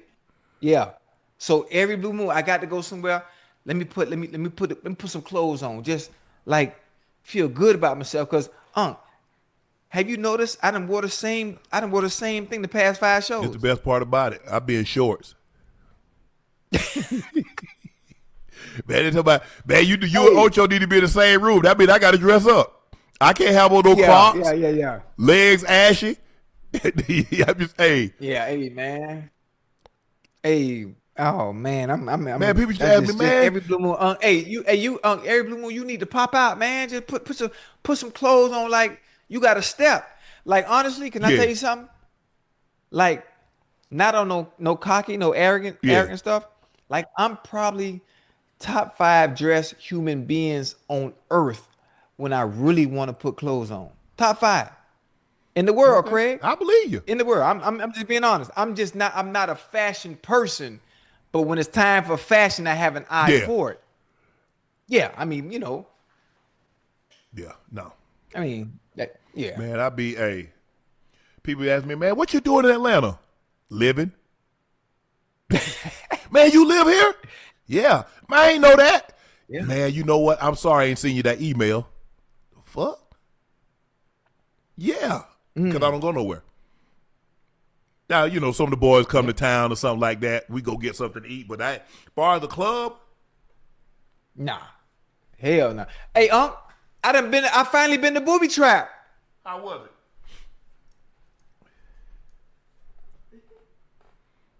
Huh?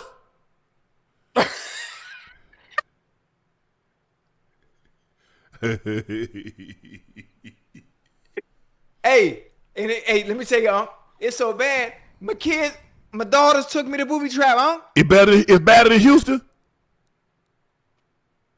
Oh, they neck and neck, boy.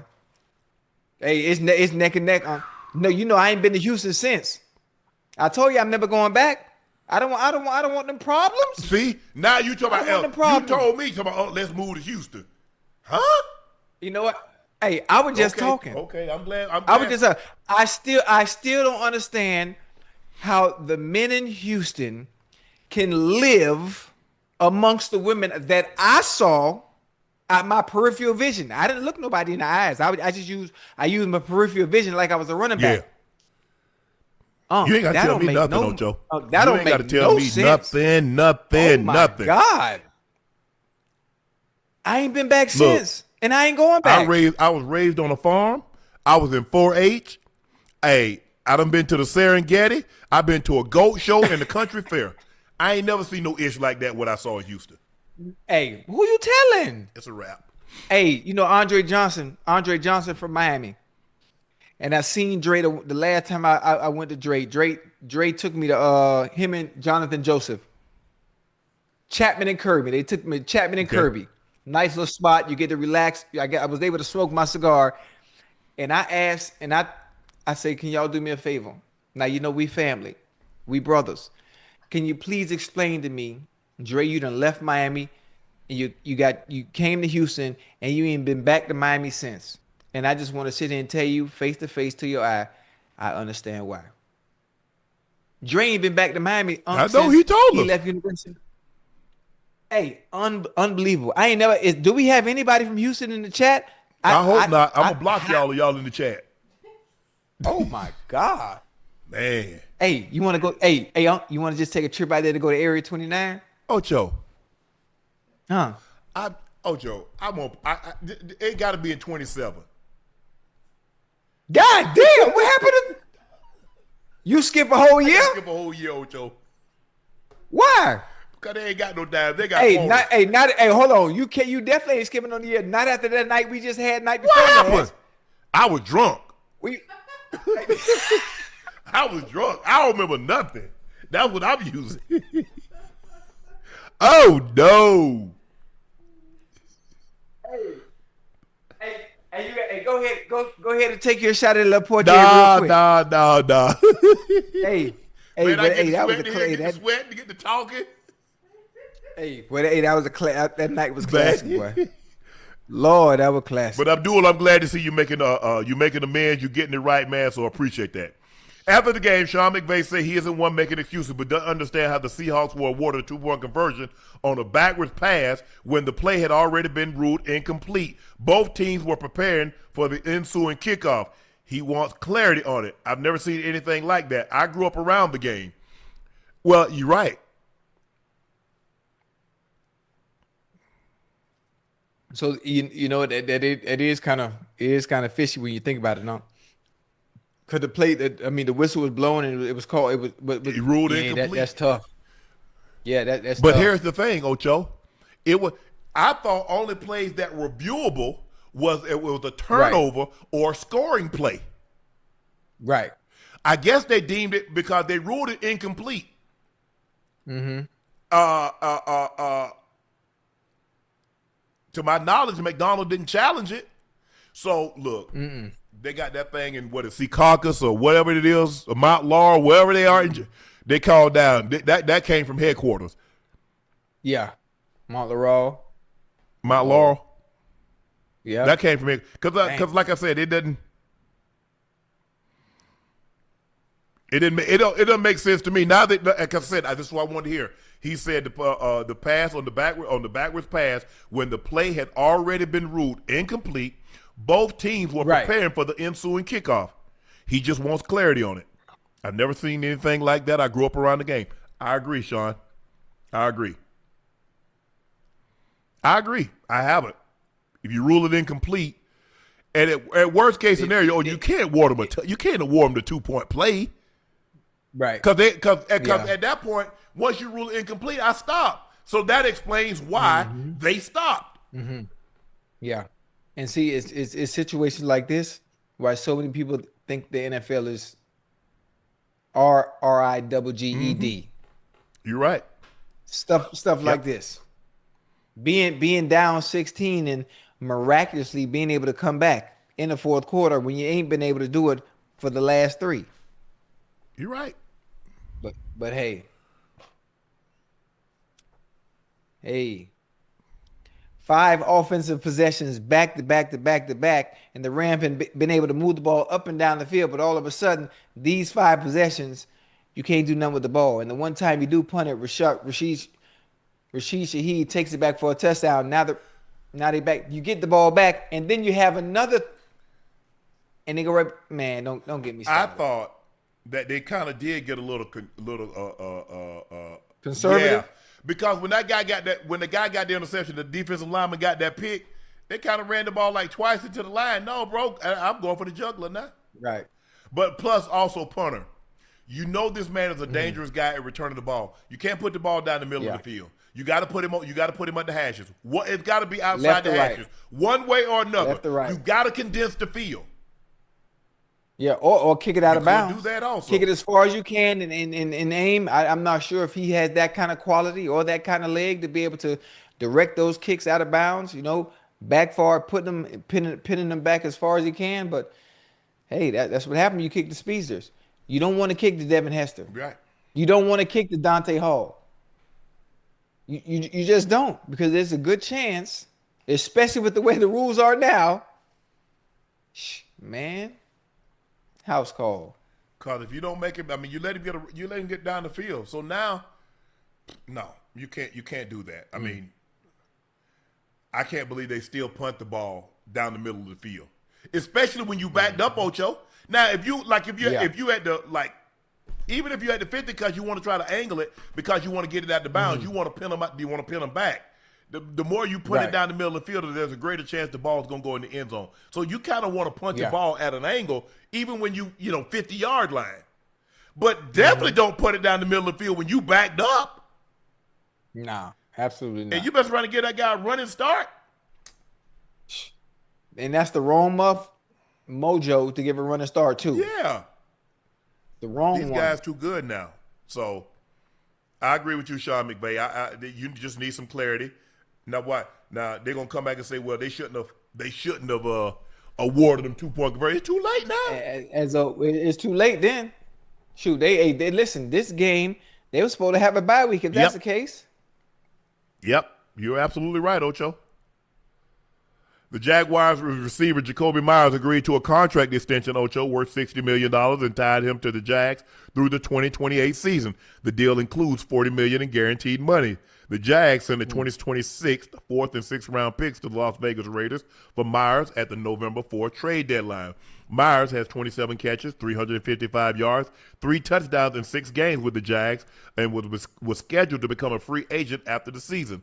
Myers' addition has been a huge boost for the Jags offense and quarterback Trevor Lawrence. Since he arrived, they are 5-1, averaging almost 32 points a game, second in the NFL, only behind the Rams at 34. And Lawrence has thrown 14 touchdown passes and only 5 interceptions, 3 of which came in one game. This is what I'm talking about.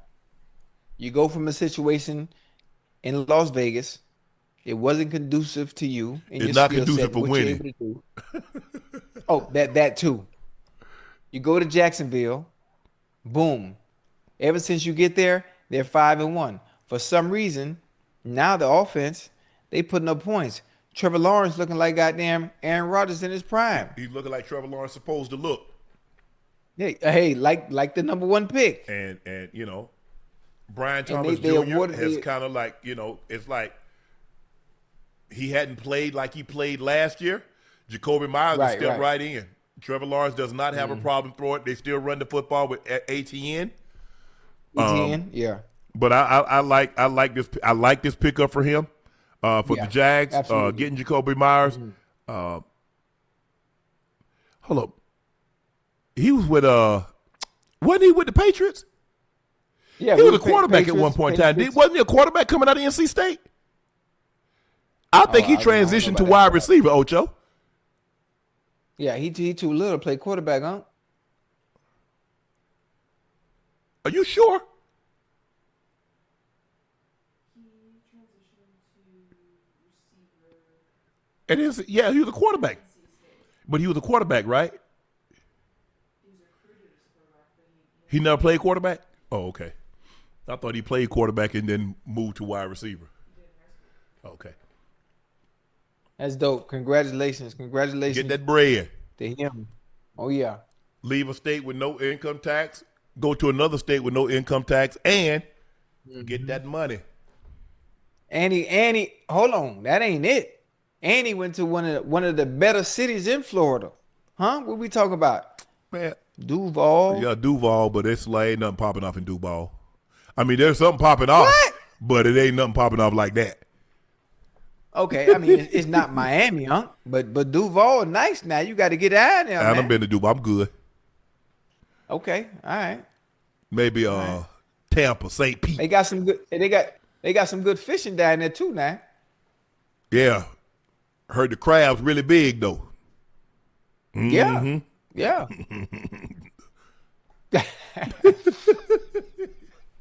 I tried to get to Tampa, St. Pete. St. Pete? Yeah. Yeah, St. Pete, nice. St. Pete, nice. Nah, but Ocho, don't mention Houston. I ain't going to Houston. Oh yeah, listen, hey, I think listen. Here you go with some you bullshit. take your people with you. You heard me? You take your people with you. I'm gonna take my baby.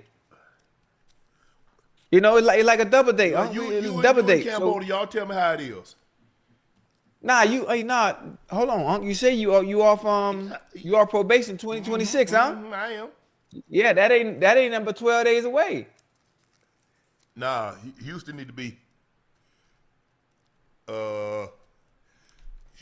like 27. Nah, come on. See, there you go. Now you trying to prolong. They got that big old gym. Yeah. What if I tell you what? Let's move to Houston then. 27. Let's move to Houston. Me and you. Okay. I like that. Hey, I'm gonna get me a compound. Yeah, I like that. So 2027, we moving to Houston. I like it. Okay. Baby, I know you watching. You hear that? We moving to Houston. Yep. Yeah, I'm finna file for custody for all my kids too. Yeah, you gonna file for nothing. I like that. You know too much. I got the best lawyer. I got the best You lawyer, go and I'm too gonna have much. everybody. I'm gonna have everybody homeschool. You go too much. I go where? You travel. Oh, I ain't gonna travel no more because I done won the lotto already. You see how I manifest that? Yeah. I told you what I was gonna do. I'm gonna win that Mega Millions or whatever it is, huh? 1.25 I'm gonna billion. win. Yeah. I'm gonna give you 100 million. I'm gonna give all those that I have kids from. I'm gonna give them 20 million. Then I'm gonna have twins, Oh no. and then boom, I'm done. But I'm gonna have all the kids with me, and I'm gonna have a big compound. We're gonna call it Ocho's place. I guess Yeah. you could have it. I mean, man, you want more kids? Yeah. What? Boy, yeah, I need two more. For What you what? talking about? And I'm done. For Yeah. what? Because the Bible, it says, "Be fruitful and multiply." You already Yeah. done did that. Yeah. I'm not finished. I want a big family. You got one. When I go to the airport, I want like 8, 9, 10 of me. I'm talking about me. Yeah, them all this little army, this me. And we'll whoop your family. Like that. That's how we walk through the mall, we go to the movies, hell. summertime, when we travel. I like that. I like going to Jamaica 12, 13 deep. The Bahamas, St. Martin, Saint Tropez, you know? It's such a great feeling having all my babies. And honestly, everybody grown. Everybody grown except three of them. And two of the three, they grown. They finna be teenagers soon. That ain't nowhere. So everybody everybody about to be teenagers. Yeah. About another 3 years, 14, 13, and French fry, she the oldest. French fries. She French three fry going on. probably She 4 three. years old, 4 years old tops. No, hey, she 3 going on 52. Yeah, man, I like it. Nah, I'm good, cool. I think I'm gonna have to live vicariously through you. Nah, hey, ain't nothing wrong. You pop one more out now. Huh? You hear me? You one more won't hurt you. One more keep you young. One more Think keep you about young. this. Hey, My kid's grown. Look at Elvis Gray. Imagine what another one gonna do. nothing keep you young. Get you some WD-40. Spray it on them hips. Well, you gonna be all right. Yes, sir. Hey, I just practice, okay? Huh. I just go practice. I don't even want to get in the game. Just practice. Nah. Hey, there's the worst thing in life is to practice something and get nothing in return. I'm getting something in return, but I'm getting something in return.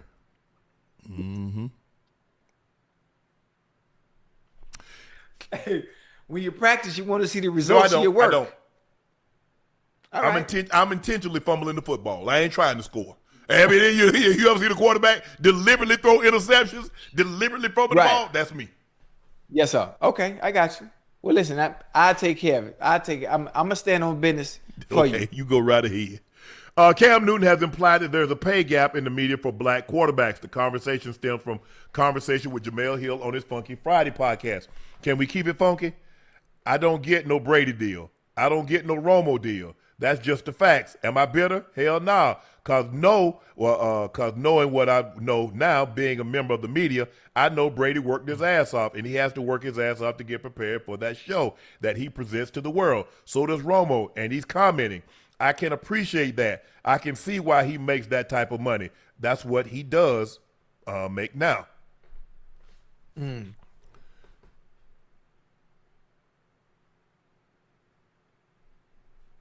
I've never wanted to call games. I don't want to call games. I want to talk about before it happens or after it happens. I don't Right. want to put that kind of time in to talk about why it's happening. It's not as easy as you think.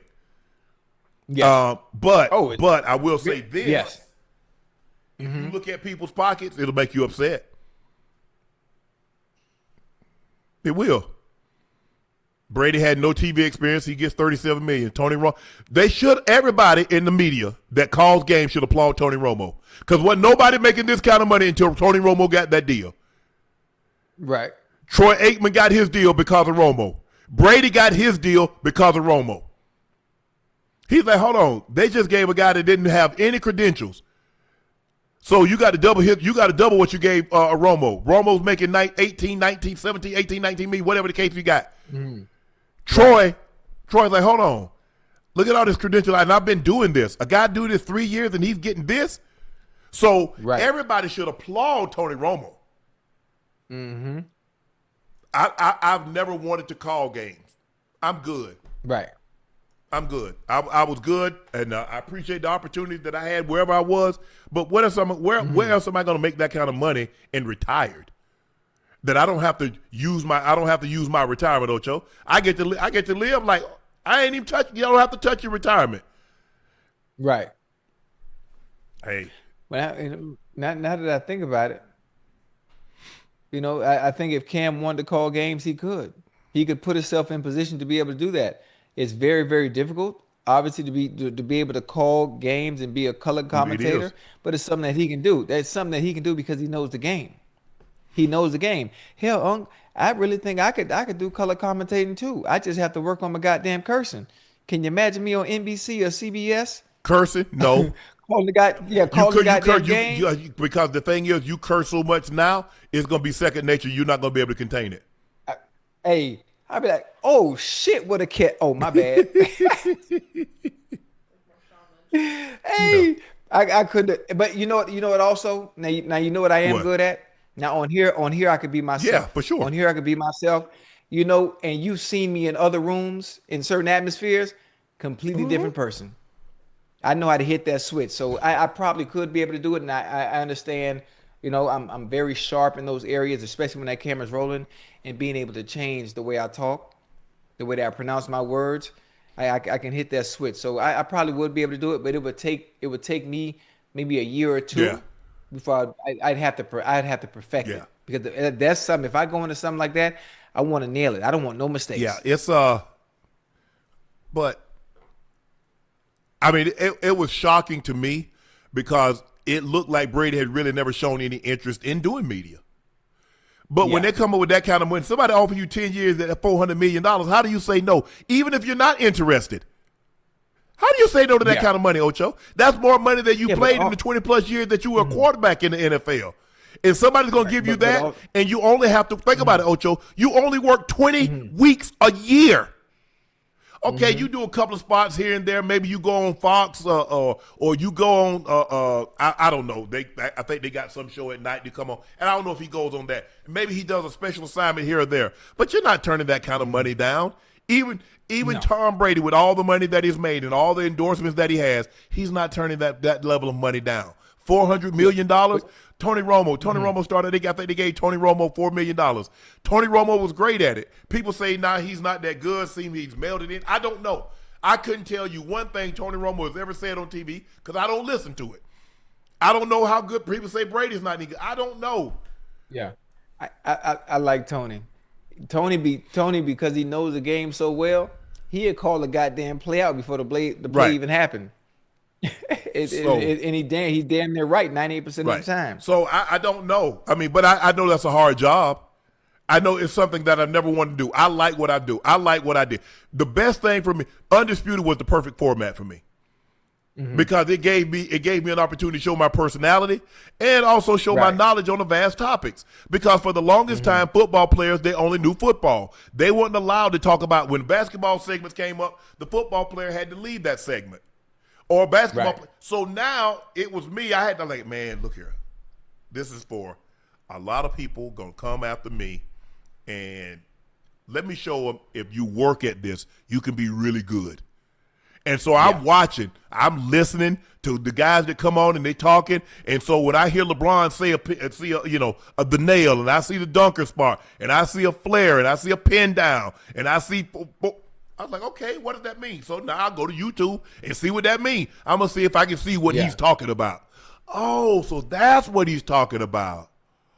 Oh, he go under. He hedged. They trapped it. I'm like, damn, okay. Football was easy. Track was easy. I played football. Track has always been my favorite sport.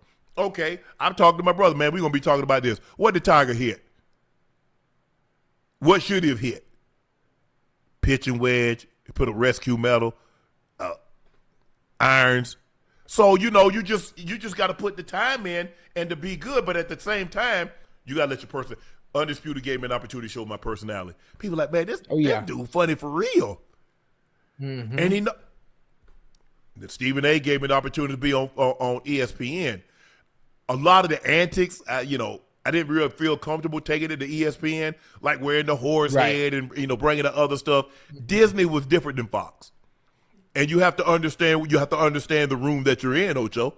People like, man, no, bro, that's Disney. That's what the ears. That's Mickey Mouse and Minnie. Different ball game, boy. So it is, and so. But I mean, if you want to do that, see, I think but you got to realize that it's not often, because normally you start out at the lower level. Troy started out at the 2 and then worked his way up to 1. Tony and Brady started out at the 1 slot, which is rare. Because normally you have to work your way up. Mm-hmm.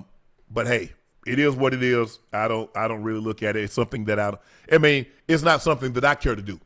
So I don't really look at it. If it's something I don't care how much money somebody makes. That ain't my thing.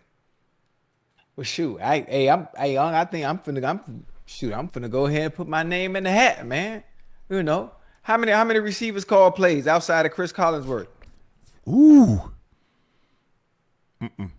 I mean, Chad, how many Greg Olsen is a tight end. He calls a lot of them are deep. Right. They let Jonathan Vilma, Adam Archuleta, Mark Slareth, James Lofton used to call. I'm just trying to go off the top of my head, Ocho. I don't really. See, hey, listen. I think, but most of the time it's a quarterback because they study the most film. They know, formations and things like. But Greg Olsen, I mean, from what people tell me, Greg Olsen is great. Hey, Greg is nice, boy.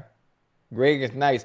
Greg Olsen to me would basically be like, in comparison to NFL quarterbacks, Greg Olsen with color commentating would be like Drew Brees. Wow. He'd be Drew Brees. That's how good he is. Now, I want to put my name in the hat. So Fox, CBS, ESPN, Netflix, Amazon. They do normally make you read. They normally make you do go and they show you old film. Yeah. And so you actually watching the game. I'm ready. With no sound. Yes. And then okay, here you go. They set you up. I'm ready. One thing you know about me. Now I know I play around a lot, but when it comes to the game of football now, and I got them specs in front of me, I'm good to go. My only problem is when I get excited, I start talking too goddamn fast. I talk too fast. I have to learn to slow myself down, because when I start talking fast, then I start stumbling over my words. I always do that because I get excited. I don't know why. That's a problem I've always had. But I don't know. I think it would be fun. It'd be fun for people to see another side of me that I know I have that I just don't show because it just doesn't fit in this space we're in right now. Jake Paul has fired off some threatening words in the direction of Anthony Joshua ahead of their fight later this week. They took the stage for their pre-fight weigh-ins, and Paul was pleased with his weight of 216, was announced to the press. After telling the crowd he was dialed in, he yelled for Joshua, "You listen to me, brother. When the bell rings, I'm coming in there, and I'm coming on his you-know-what." Joshua weighed 243.3, which is 1.5 pounds under the 245 limit. What you think? What you think about this one, huh? We're going to see. I'm going to watch. And we're going to come on. We're coming on after the fight or the college football game, whichever happens last. Whichever is okay. I like that. I think Jake got to be careful. I understand he's been training. He's been taking it very serious. But you're fighting a world champion. Not only are you fighting a world champion, world champ. no matter how much training Jake Paul has done, he doesn't have the ring experience. He doesn't have the ring experience that Anthony Joshua has. I agree. He doesn't have the ring IQ that takes time and years and years and years of mastering that Anthony Joshua has. I just hope he played it safe. You're not going to go in there and just start swinging. That's not boxing. You're not going to do that. But you got to be cautious. You got to. I don't care how much sparring you've done. Heavyweights like that, them punches is a Oh lot yeah, different. for sure. Them punches is a lot different, and you won't understand it until you feel it hit your glove. You won't understand it until you feel it hit your glove, and you understand you in a That's what I heavyweight tell people. You don't fight. understand speed till you go to a professional, till you go to a track meet. And then you have an Yeah. appreciation like, okay, that's speed. That's fast. Yeah. There's football speed, and then there's track speed. And it's different. Oh, so look, I don't begrudge anybody. Look, if Anthony Joshua, they're going to go in there, and I don't know, you're going to make $5, $10, $15, $20 million. If you can get that fighting somebody of that caliber, hey, I take my hat off to you. Yeah. I mean, listen, hey, I think for Anthony Joshua, I wouldn't call it a tune-up fight, but this is to keep yourself active, to make a good chunk of change while doing it against someone who has taken the sport very seriously, even though people want to make fun of him. He showed nothing but class and grace in taking the game of boxing Yeah. seriously. And I've enjoyed how good Jake Paul has gotten, He's today. gotten better. So Ocho, I'm he's gotten excited. better since he fought Oh. Nate Robinson his first fight. He's Yeah, gotten better and better. Yes. I'll give him that. Way better, yeah, he has. But this No, is no, this you've already- is you've the- already- this is the cream of the crop. Hey, This is the this is mountain. a tall task. I agree. This is a tall task. And the last fighter that he fought, that was an actual He boxer, that was decent, was Tommy Yeah. Fury. Tommy Fury ain't no And Jake Anthony Joshua. come on Anthony now. Joshua won Olympic That's gold what I'm medal. saying.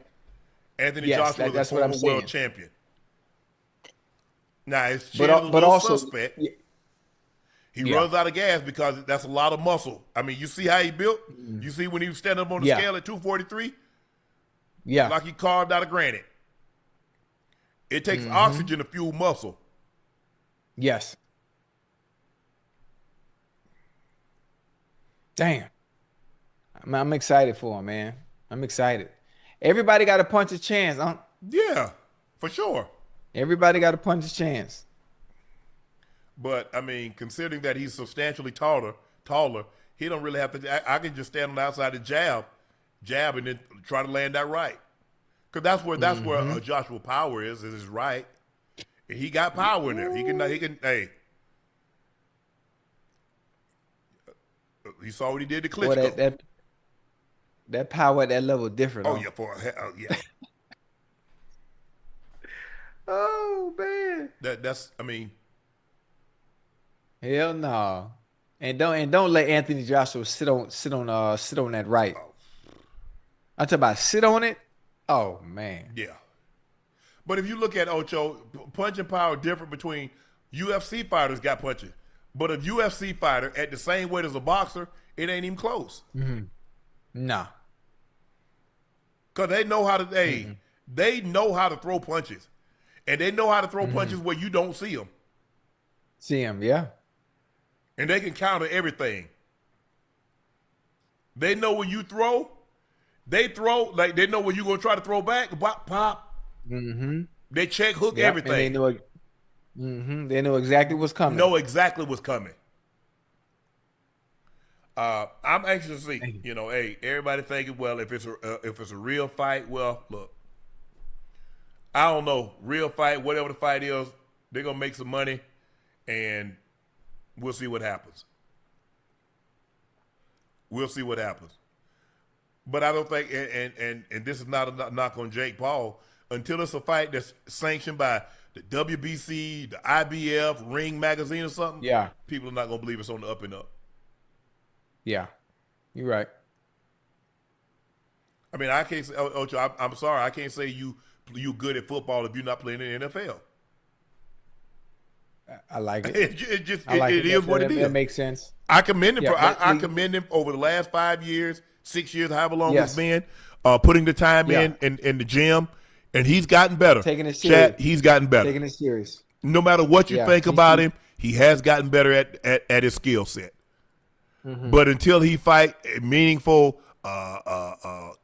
Benavidez or he fight, He not beating Canelo. Whoa! He not beating Canelo. Whoa! Don't do that. Don't do that. Don't. Come on, you try. Don't get the man killed now. I'm just saying. I mean, Ocho, No. until he fights somebody legitimate that legitimately box still, that's in their prime like he is. Yeah, we got one coming tonight. I mean tomorrow night. You mean Saturday? Is the fight Saturday? Yeah, tomorrow. It's tomorrow. Okay. Wait. Yeah, tomorrow. Okay. I should go to the fight, huh? Nah. Hell nah, because I got to be ready for Nightcap. Never man. So that's it, Ocho. I mean, is Joshua retired? I mean, do we call him a retired fighter, or is he still active? When's the last time Anthony Joshua fought?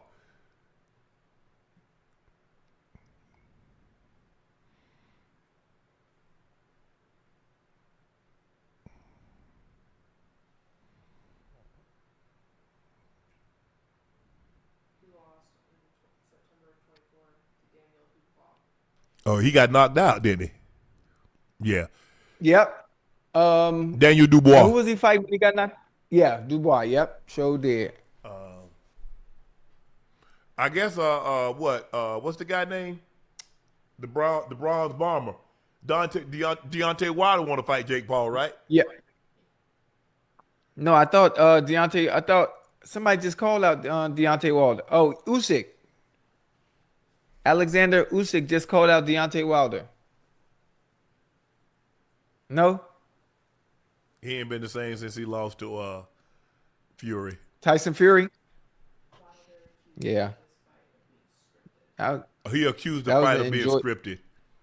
And so I guess Jake Paul was talking about he's sending a cease and desist, and then he's going to sue him for defamation. So who? Deontay Wilder.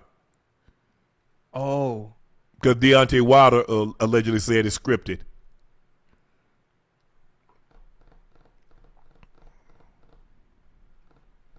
Damn. And then I saw Tyson Fury said something that he want to fight Anthony Joshua, say he going to beat him. Say you don't get no points for fighting a YouTuber. So, look, everybody trying to get in that payday. Wait, listen, I'm not worried about no payday. I just want to fight. Cause I'm trying to figure out, hey chat, do me a favor, chat. Y'all ask Andre Ward why he keep ducking me. I've been asking for this smoke for a minute now. I saw him in person in Vegas, in Vegas. I told him to his face, man, let's do this. Man, let's line it up. Let's lace it up. Let's line it up. What you want to do? Oakland, Bay Area versus Dade County. How you want to play it? And here we go again. This been 2-3 years now. I've been asking for this fight. It's like he ducking me. You got the accolades, you got the resume, Hall of Famer. Well, you got to show me. You got to show me with these, huh? What we talking about? Yeah, but I think Ocho, honestly, I think until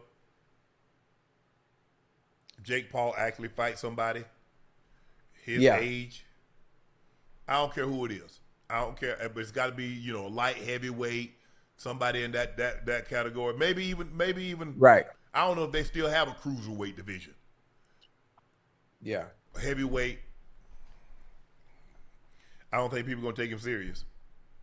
Yeah. All right. Hey, speaking of fights too, now you got my juices. You got my juices What's flowing going on? now. Speaking of fights, one of the greatest fights that's gonna happen.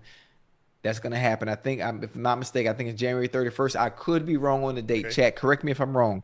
Goddamn, Shakur Stevenson and Teofimo Lopez. Oh my God, boy! Now that's gonna be nice. You talk about a chess match of skill and speed and oh my God, boy! I can't wait. Chat, is the fight Teo and Shakur January 31st, or am I wrong? Don't start me to lie. All right. Yeah. Okay. Ocho, we're going to get out of here on this. It's time for our final segment of the evening. It's time for Q and A. Hey, man, now you got me excited talking boxing. Now it's time to go. Okay, we on tomorrow. I'm going to save it for tomorrow anyway. Anissa Rub Beauty. I don't know ish about football, but Unc finer than a mofo with that beard. Lord have mercy. You should have let that thing grow. You should have been let that thing grow out. Hey, who that is? Who that is? That's Cookie? Man, stop. Oh, my bad. Huh? No comment. Humble well, legend. Unc, I'm still crying about that Haitian rapper that holds around. I'm sorry, Ocho. Hey, but that was funny, boy. Man, even Joe, man. Joe was crying, man. Joe need to stop. Hey, that was funny. That was funny. Voltos FJ, Unc and Ocho. Y'all know the fight is scripted. Come on now, especially if Buddy wins. Y'all know who I'm talking about. Bro, I don't know nothing. It's too easy. It's too easy for these defamation lawsuits, and I ain't paying no more. So I don't know. I don't know. And funny, hey, Unc, we watched enough boxing. Chat. We watched enough boxing. Obviously, when you see two prize fighters get into a ring, you can tell when it's scripted and when it's not. You can tell when one fighter is laying off. He's not pressing. We've watched Anthony Joshua fight many times. We understand how he approaches his fights when he's in the ring, so you'll be able to tell if it's scripted or not. Whether he steps on the gas, whether he purposely doesn't throw, you'll be able to tell. Yeah, he sits on everything. He always trying to get you out of there. Hey, trick quick. True infamous. Woo! Seahawks, baby, first in the NFC. We flying high. Y'all first in the NFC, bro. What's their schedule? What do they got the rest of the way? I think they got the 49ers. And I think they got 49ers and the Bears. I think they got the Bears. Not Panthers and Niners, okay. And where are they playing the Panthers? At Carolina and at San Francisco. Okay. Justin _Antonio 1. I just got done watching the show from last night, and I'm in my tripping. What in the world did you have in that Laportier, man? Man. Hey, boy, that was funny, boy. Oh, Ocho had 12 total tackles tonight, 5 interceptions. He said he's going to get 5 interceptions this year. Here he is. Ernest almost had 6. Ernest Jones, the 4th. Ernest, how you doing, man? Hey, man, congratulations on the big win. You're down 14 points, 30-16. And Ocho and I was talking at the top of the show. I thought that punt return really gave you guys a spark. It sparked because you guys were kind of just going through the motion. They were kind of moving up and down the field. And when that punt return happened, I think it's 65, 70 yards, he got that ball into the end zone. It's just like something clicked in y'all. What was the turning point, and how did you guys get back in this game? Like you said, she's electric, man. Once he took that return back, we're like, okay, we still in this thing. But ultimately, I think defensively, we miscommunicated early on, led to some big plays. So we just had to lock in, and we told ourselves, like, man, these boys think it's sweet right now. Let's just turn it up on us. Ocho? I'm going to say, being down 16, what is coach telling you guys on the sideline to make sure you keep your composure and you don't lose your head? Most of the time when you're down 16, players be arguing when you have misassignments, when you blow coverages, you start arguing with your teammates and stuff. How was y'all able to keep your composure so you were able to make that comeback in this game? I think, the whole time in the headset, Mike was telling me, like, keep them together. Like, we're going to come back. It's not going our way right now, but something's going to change. And I think for us, we just kept believing in that. And honestly, we speak about the death zone, and the death zone for us is like everything matters. So we lived in it, and we were in our moments. We just had to come out and get some stops. Yeah, you got the stops. Matthew Stafford had himself a night, 29 of 49, 457, 3 touchdowns. They had 124 yards rushing. Normally, when a team has almost 600 yards, Ernest, and you have 3 turnovers, you normally lose that game. What does that say 100%. about your team that you were able to turn the ball over three times? A guy had almost 500 yards passing. You had almost 600 yards of total offense, and you still found a way to win this game. I mean, we gonna battle each and every time. Like, don't think it's over just because you up. It's got to be fourth quarter 0-0 on that clock for us to give up, and I think that's how it just shows the work we put in this offseason to get to this point. Your season, we talked earlier this year. You say, "Man, I want 5 interceptions. I got to get 5." You know, I've been close, but now I'm going to do this. What went into, because now, 13 tackles. You played an unbelievable game tonight, all over the field, and you almost had the interception. You really wanted that interception because that was going to be the most special interception that you had this year. 100%.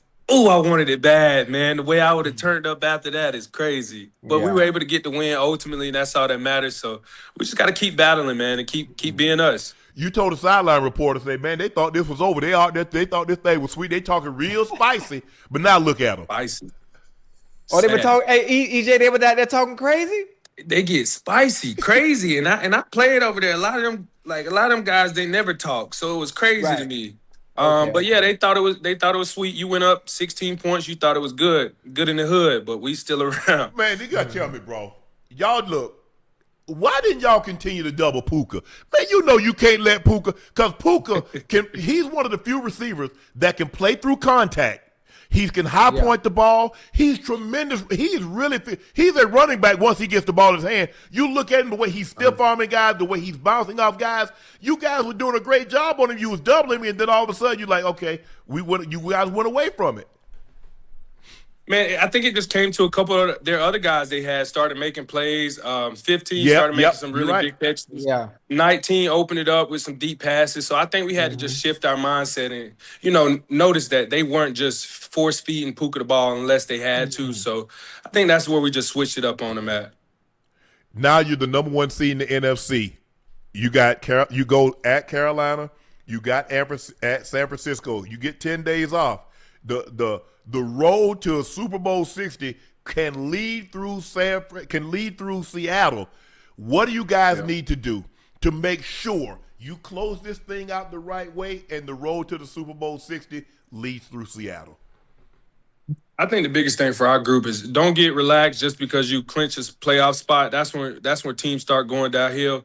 All year we've been focused on next team, next man up, and right now it's the Panthers. With the playoffs clinched, we want the number 1 seed, and we gonna go get that. Man, Ernest, thanks for joining us tonight. Congratulations on a big-time win. Ernest Jones IV, he had 13 tackles tonight, 6 solo. Unbelievable game. They were down 16 points, and they come all the way back, and you go for it, too. Let me ask you this. When coach lined up, he's like, "Nah, y'all stay out there. We ain't kicking no PAT, because if we kick this PAT, they going to get the ball, they go down, they score. We going to win it or lose it right now." What were you thinking when coach said, "We going for the win"? Honestly, I knew we were winning. You got to be, when you playing this game, man, you got to be humble. And I think they shot their gun a little early, and you let us stick around. So I knew we had a chance. All right, Ernest, man. Appreciate it, man. Congratulations. Big-time win. Seattle Seahawks win. Take over. The road to the Super Bowl could possibly lead through Seattle. They got 2 games, both on the road. They're at Carolina, at San Francisco, which is a division game, which is going to have great importance. That's Ernest Jones IV, man. Congratulations on the big-time win. Stay healthy, and we'll see you down the road. Definitely. Thank y'all. All right. Ocho, slick _as_butter. Stefanski need to take notes. You see he didn't take his quarterback that was hot and run no bull-ish. I'm a Browns fan. Really don't want to see that SS no more. Yeah, so that's what I'm trying to figure out. In a situation like that, Ocho, the most important, so you tell me who in their right mind, in the most important situation of the game, you want to put the ball in a running back's hand, have him flip it to somebody, and have them throw a pass, not the quarterback that just led you down. Right. But you want to. What would happen? Yeah. What do you think the people would have thought if they say, "You know what? We're going to take Sam Darnold out. We want Charbonneau, or we want Kenneth Walker the fourth, or we want somebody else to throw this ball. We want JSN to throw the ball." What you think Seattle fans would have said? The whole stadium would have been booing, huh? The whole stadium would have, because you understand what it is. You understand what it is. I mean, that game we talking about, I don't really want to get into it no more. But I mean, you already know it was some bull jive. Tony SG said, who we got this week, guys? Pats versus Ravens, Chargers versus Cowboys, Packers versus Bears. Ooh, them some good Great games. games. What? Great. Really good games. I got the Chargers versus the Cowboys. I got the Cowboys. Pats versus the Ravens. I got to go with the Ravens, man. I'm gonna go with LaMarvelous. Packers versus the Bears. I'm going Bears. I'm going with the Bears. I'm going Bears. Patrick Rendon, Ocho don't want to claim the Patriots the same as Will Smith. Dad didn't want to claim him in the Fresh Prince. How come you don't want me, man? Yeah, Ocho, why you don't claim the Pats? I do. I mean, listen, man. Listen, I was there, but I wasn't able to contribute the way I would have liked to. So I'm sitting here. Ain't no participation trophy. Ocho, but you played there. I mean, I was there. You tried to say to me, I ain't wasn't no Raven. I mean, I can't wait to get my Letterman jacket. You getting what, a Ravens one? Well, I'm gonna make me a Bengal one then. No. What you gonna make a Letterman jacket for? Mine got Super Bowl 35 and logo on the back. I could put Super Bowl. No, you can't. 35 on mine too. Nope. You ain't playing the Bengals. First of all, Bengals ain't won no Super. They ain't got no. Stop it. Y'all played in 3, Ocho. 2. 3. 88 and 21. You played in 80. You played in 81 too. You lost. Ken Anderson lost to the 49ers in Detroit, the old Silverdome. Okay. Well, I know you that. did. Okay. That's why I'm here. That's what I'm here for, to help you. Appreciate that history lesson. Nick Mars, hey Unc, show idea, make Ocho do all the things he said he can do, like bench 4-5. Man, Ocho can't bench no 4-5. Who can't? You. Man, I'll be at the gym in the morning and I'm gonna post it. Ocho, you can't even squat 4-5. I know you can't bench 4-5. I squat 765, When I was playing, I squat like Saquon. I used to work out with the defensive lineman, Kumar, that darn curse wheel took another team. I wonder who's next on the Perna curse wheel. Broncos, Seahawks, Bills, Pats. I don't know what wheel. I'm sorry, bro. I'm not sure what you're talking about, Kumar. Dale the Dundee 74. What's up, guys? Unc, top 6 tight ends. Ocho, top 6 receivers. Much love to you and Nightcap.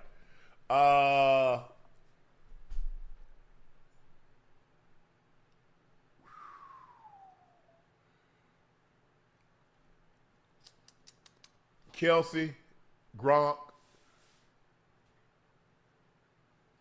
Gonzo, Gates, me, Winslow Sr.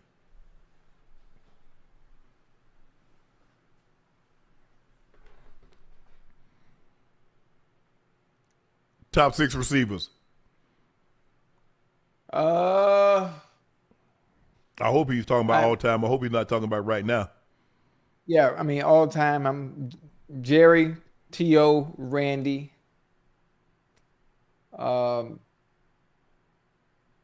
Marvin. God damn it. Yeah, it gets hard after that on first so- 3. Yeah, Marvin Harrison / Larry Fitzgerald / Calvin Johnson. I mean, God, dog. I mean, there's so many different ways I can go with that 4 and 5, / Julio. I mean, that's difficult. That's very difficult because so many people are worthy of that 4 and 5 spot. / Torrey Holt / Isaac Bruce / Jimmy Smith. I mean, God damn. And everybody I'm naming is them. These ain't just no anybody's. I'm talking about the great, some of the great greats. Double B Studio, Josh Allen MVP. Look at the stats. Josh Allen's had an unbelievable season. Matthew Stafford's the MVP this season, though.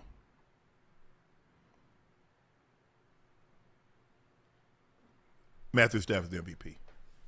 How many yards he's now? Now he's leading the league. Well, I think Dak's going to get an opportunity to pass him on Sunday. Yeah. But Matthew Stafford has he got 2 games left now? 11 and 4, yeah.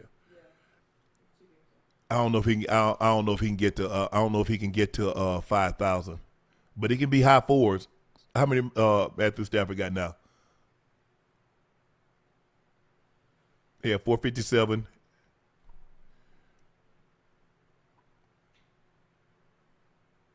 4,300.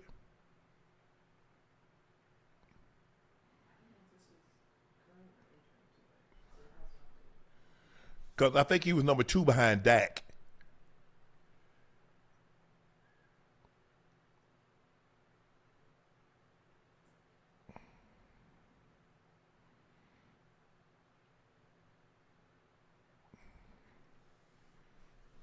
He's at 41.79. 41.79. Wow. So he's in the lead over Dak. But Dak got to play Sunday. So, yeah. I think Matthew Stafford's going to win the MVP. Brian BB game and Sam Darnold is slinging Shaft for sure, and the Rams lost the game right after that punt return. You could feel the momentum change. Yep. I agree. Mm-hmm. It didn't take you really any time off the clock. Make them drive the field. Because the more you make them drive the field, the greater the chances you get a deflection, you get another pick, maybe another turnover, Ocho. But that was a quick, and then they got the 2-point conversion. So, Marco Polo Corleone, keep the beard. Get that Jalen Brownish. Nah, man, I ain't colored it. I just cut it off before I color it. The Sean _show, big fan. Who's your defensive player of the year and offensive player of the year? DPOY, unanimous in Cleveland. Myles Garrett. Offensive easy. player of the year.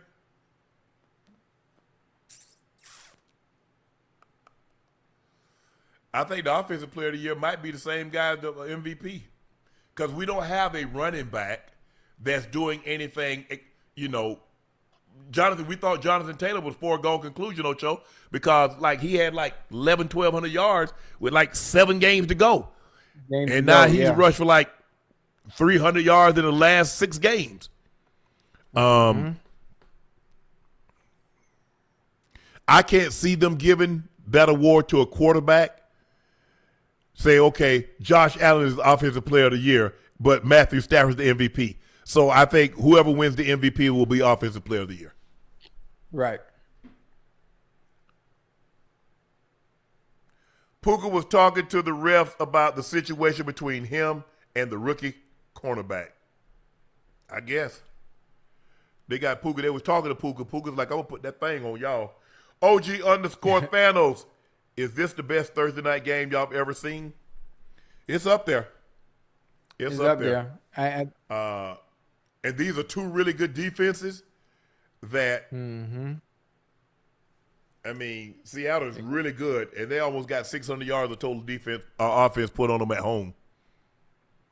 It's crazy. King's Journey, you were in real form last night. You had me crying laughing. Ocho, you owe me $5,900 for that Shaheed pick. Yeah, you do. I'd have won. All I had to do was take Shaheed Hunt, and I'd have won $131. Every little bit helped. Damn. Kevin Bonight, tell Puka to hit the locker room. It's a spread waiting for him. Lamb chops and everything. No eating after loss. 49, hashtag 49ers, hashtag faithful. L Pray 98, can't believe you had grown men crying in the woods over his lady, and to be caught twice with the same chick is wild. Man, you bringing up old stuff, L Pray. Yeah, El Prey. I didn't get caught with this. Oh, I did. Dang. Your boy Sammy, Jalen Carter, Jalen Hurts, Jalen Ramsey, Jalen Naylor. Puka in 5. Puka went out tonight. J-Dub Akron, please send a special shout out to my daughter Maya and her best friends Maddie and Honorary. They just completed a brutal college term with excellence. Nightcap is second to none. Maddie, Honorary, Maya, congratulations on doing so well in college in this college term. You guys did an excellent job, I'm told, and the Nightcap family want to thank you and congratulate you. Continue success, guys. That's Maya, Maddie, and Honorary. Real Chris Moore as 2025 ends. Thank you, Unc and Ocho, for a great year. Unc, you could have quit, but you kept showing up. That's the lesson from 2025. Show up. You showed up for us, the staff, and yourself. 2026, we coming. Real Chris, we appreciate that, man. Thank you for the support. Thanks everybody for the support. You guys showed up. You made it easy because you guys showed up and you never left. You came back and drove, and you guys showed support. And I can't thank you enough. The Nightcap family can't thank you enough because you keep us going. You keep us going. And I want to thank you. J. Andy the Don, thank you, Seahawks. Now 49ers will have a clear path to the number one seed once we went out. We own all tiebreakers in the NFC. Bang, bang, Niner game. Will Victor, the NFLPA got to do better. Player tag ain't it. NBA player will shut it down till they get their money. Guarantee have Debo represent them. Hey, I wish. Bo Knight said, flying looking jacket behind Ocho. Let me rock that joint for a night. What jacket you got behind you? Man, that ain't nothing but Carhartt for the cold. Marlo Sellers, Unc and Ocho, can you wish my wife Tasha Sellers a happy birthday? She also just published her first book, Faith, Journey, and Testimony. Check it out. Love you guys. Thank you. Tasha, congratulations. Happy birthday. Happy birthday, and congratulations on your first book, Faith, Journey, and Testimony. An unbelievable accomplishment. Written a book and had a birthday. Nightcap family says congratulations, and hope you did something fun for your birthday. Happy birthday, and congratulations on the book. Bhavin Patel, they need to stop playing the Super Bowl indoors, forcing owners to build new dome stadiums, which takes the weather out of the game. It's football, should be played in any weather. Well, the teams want domes because they want the Super Bowl. If you're a cold weather city, you're not getting another Super Bowl. They did that one time with the Giants. They did that, and that ain't happening no more. In Minnesota too. Indoors. Oh, that's right. That's right. Man, you ain't trying to be out there in that cold, man. It was cold. I didn't go to the game, but I went. Nah, you ain't trying to do that. T-Scar Wise Detail Service. Unc, thoughts on your friend Wiz Khalifa getting sentenced to 9 months in Romania? Bro, anytime you go to a foreign country, understand the rules and regulations. Yeah. I ain't fooling with no wig. I ain't putting nothing in my bag but some drawers and some T-shirts. You think he have to do the whole time? I don't know what he got. Anytime is too much. A day is too much. Yeah, I'm sure. I mean, they'll cut him some slack. They should have cut him some slack before they sentenced him to 9 months. That's the slack I want. James Lee, can you give a shout out to my cousin Barrett Hobson and C Conference USA champs, them Georgia boys from Kennesaw State? Cuzzo won the Conference USA Defensive Player of the Year and just graduated with a degree in civil engineering. Absolutely. Barrett Hobson. Oh, yeah. Congratulations. Defensive Player of the Year and graduated degree in civil engineer. Ooh, you smart, yeah, boy. Man. I can't build nothing.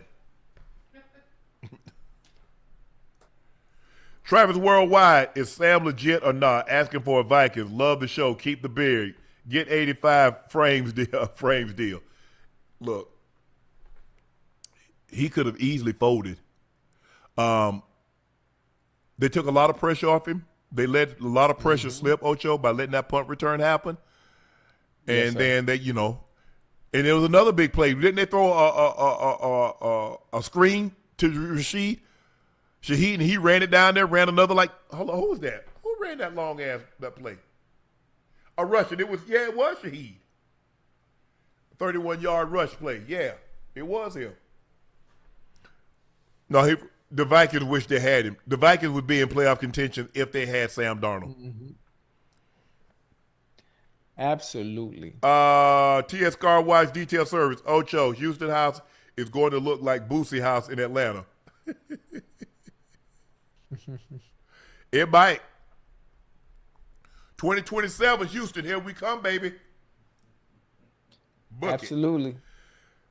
Thank you guys for joining us for another episode of Nightcap. I'm your favorite Unc, Shannon Sharpe, my partner and co-host, Liberty City's own Bingo Ring of Fame honoree, a former Pro Bowler and an All-Pro. He's Chad Ochocinco Johnson. Please make sure you hit that subscribe button. Please make sure you hit the like button and go subscribe to the Nightcap Podcast feed wherever you get your podcast from. Thank you guys for your support and your continued support. All of this is possible because of you.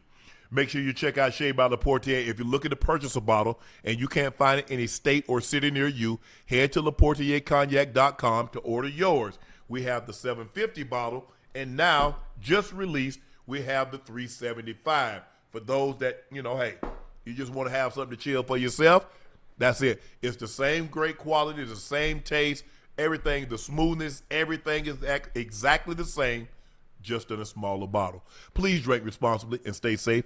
Follow my media company page on all of its platforms, Shay Media, and my clothing company, 84, with 84 being spelled out. That link is pinned in the chat. The Seattle Seahawks take over the #1 seed in the NFC. Thanks to a 38-37 victory in overtime. The Rams scored first. Seahawks score and go for 2 and get the win. Matthew Stafford was sensational. 29 of 49, 457, 3 touchdowns. Puka Nacua, 12 catches, 225, 2 touchdowns. But Sam Darnold was 22 of 34, 270, the game-winning touchdown, and the 2-point conversion that won it. Kenneth Walker had 11 carries for 100 yards and a touchdown, and Jackson Smith and Jigba 8 catches, 96 yards, and a touchdown as they win 38-37 to take over the #1 seed in the NFC.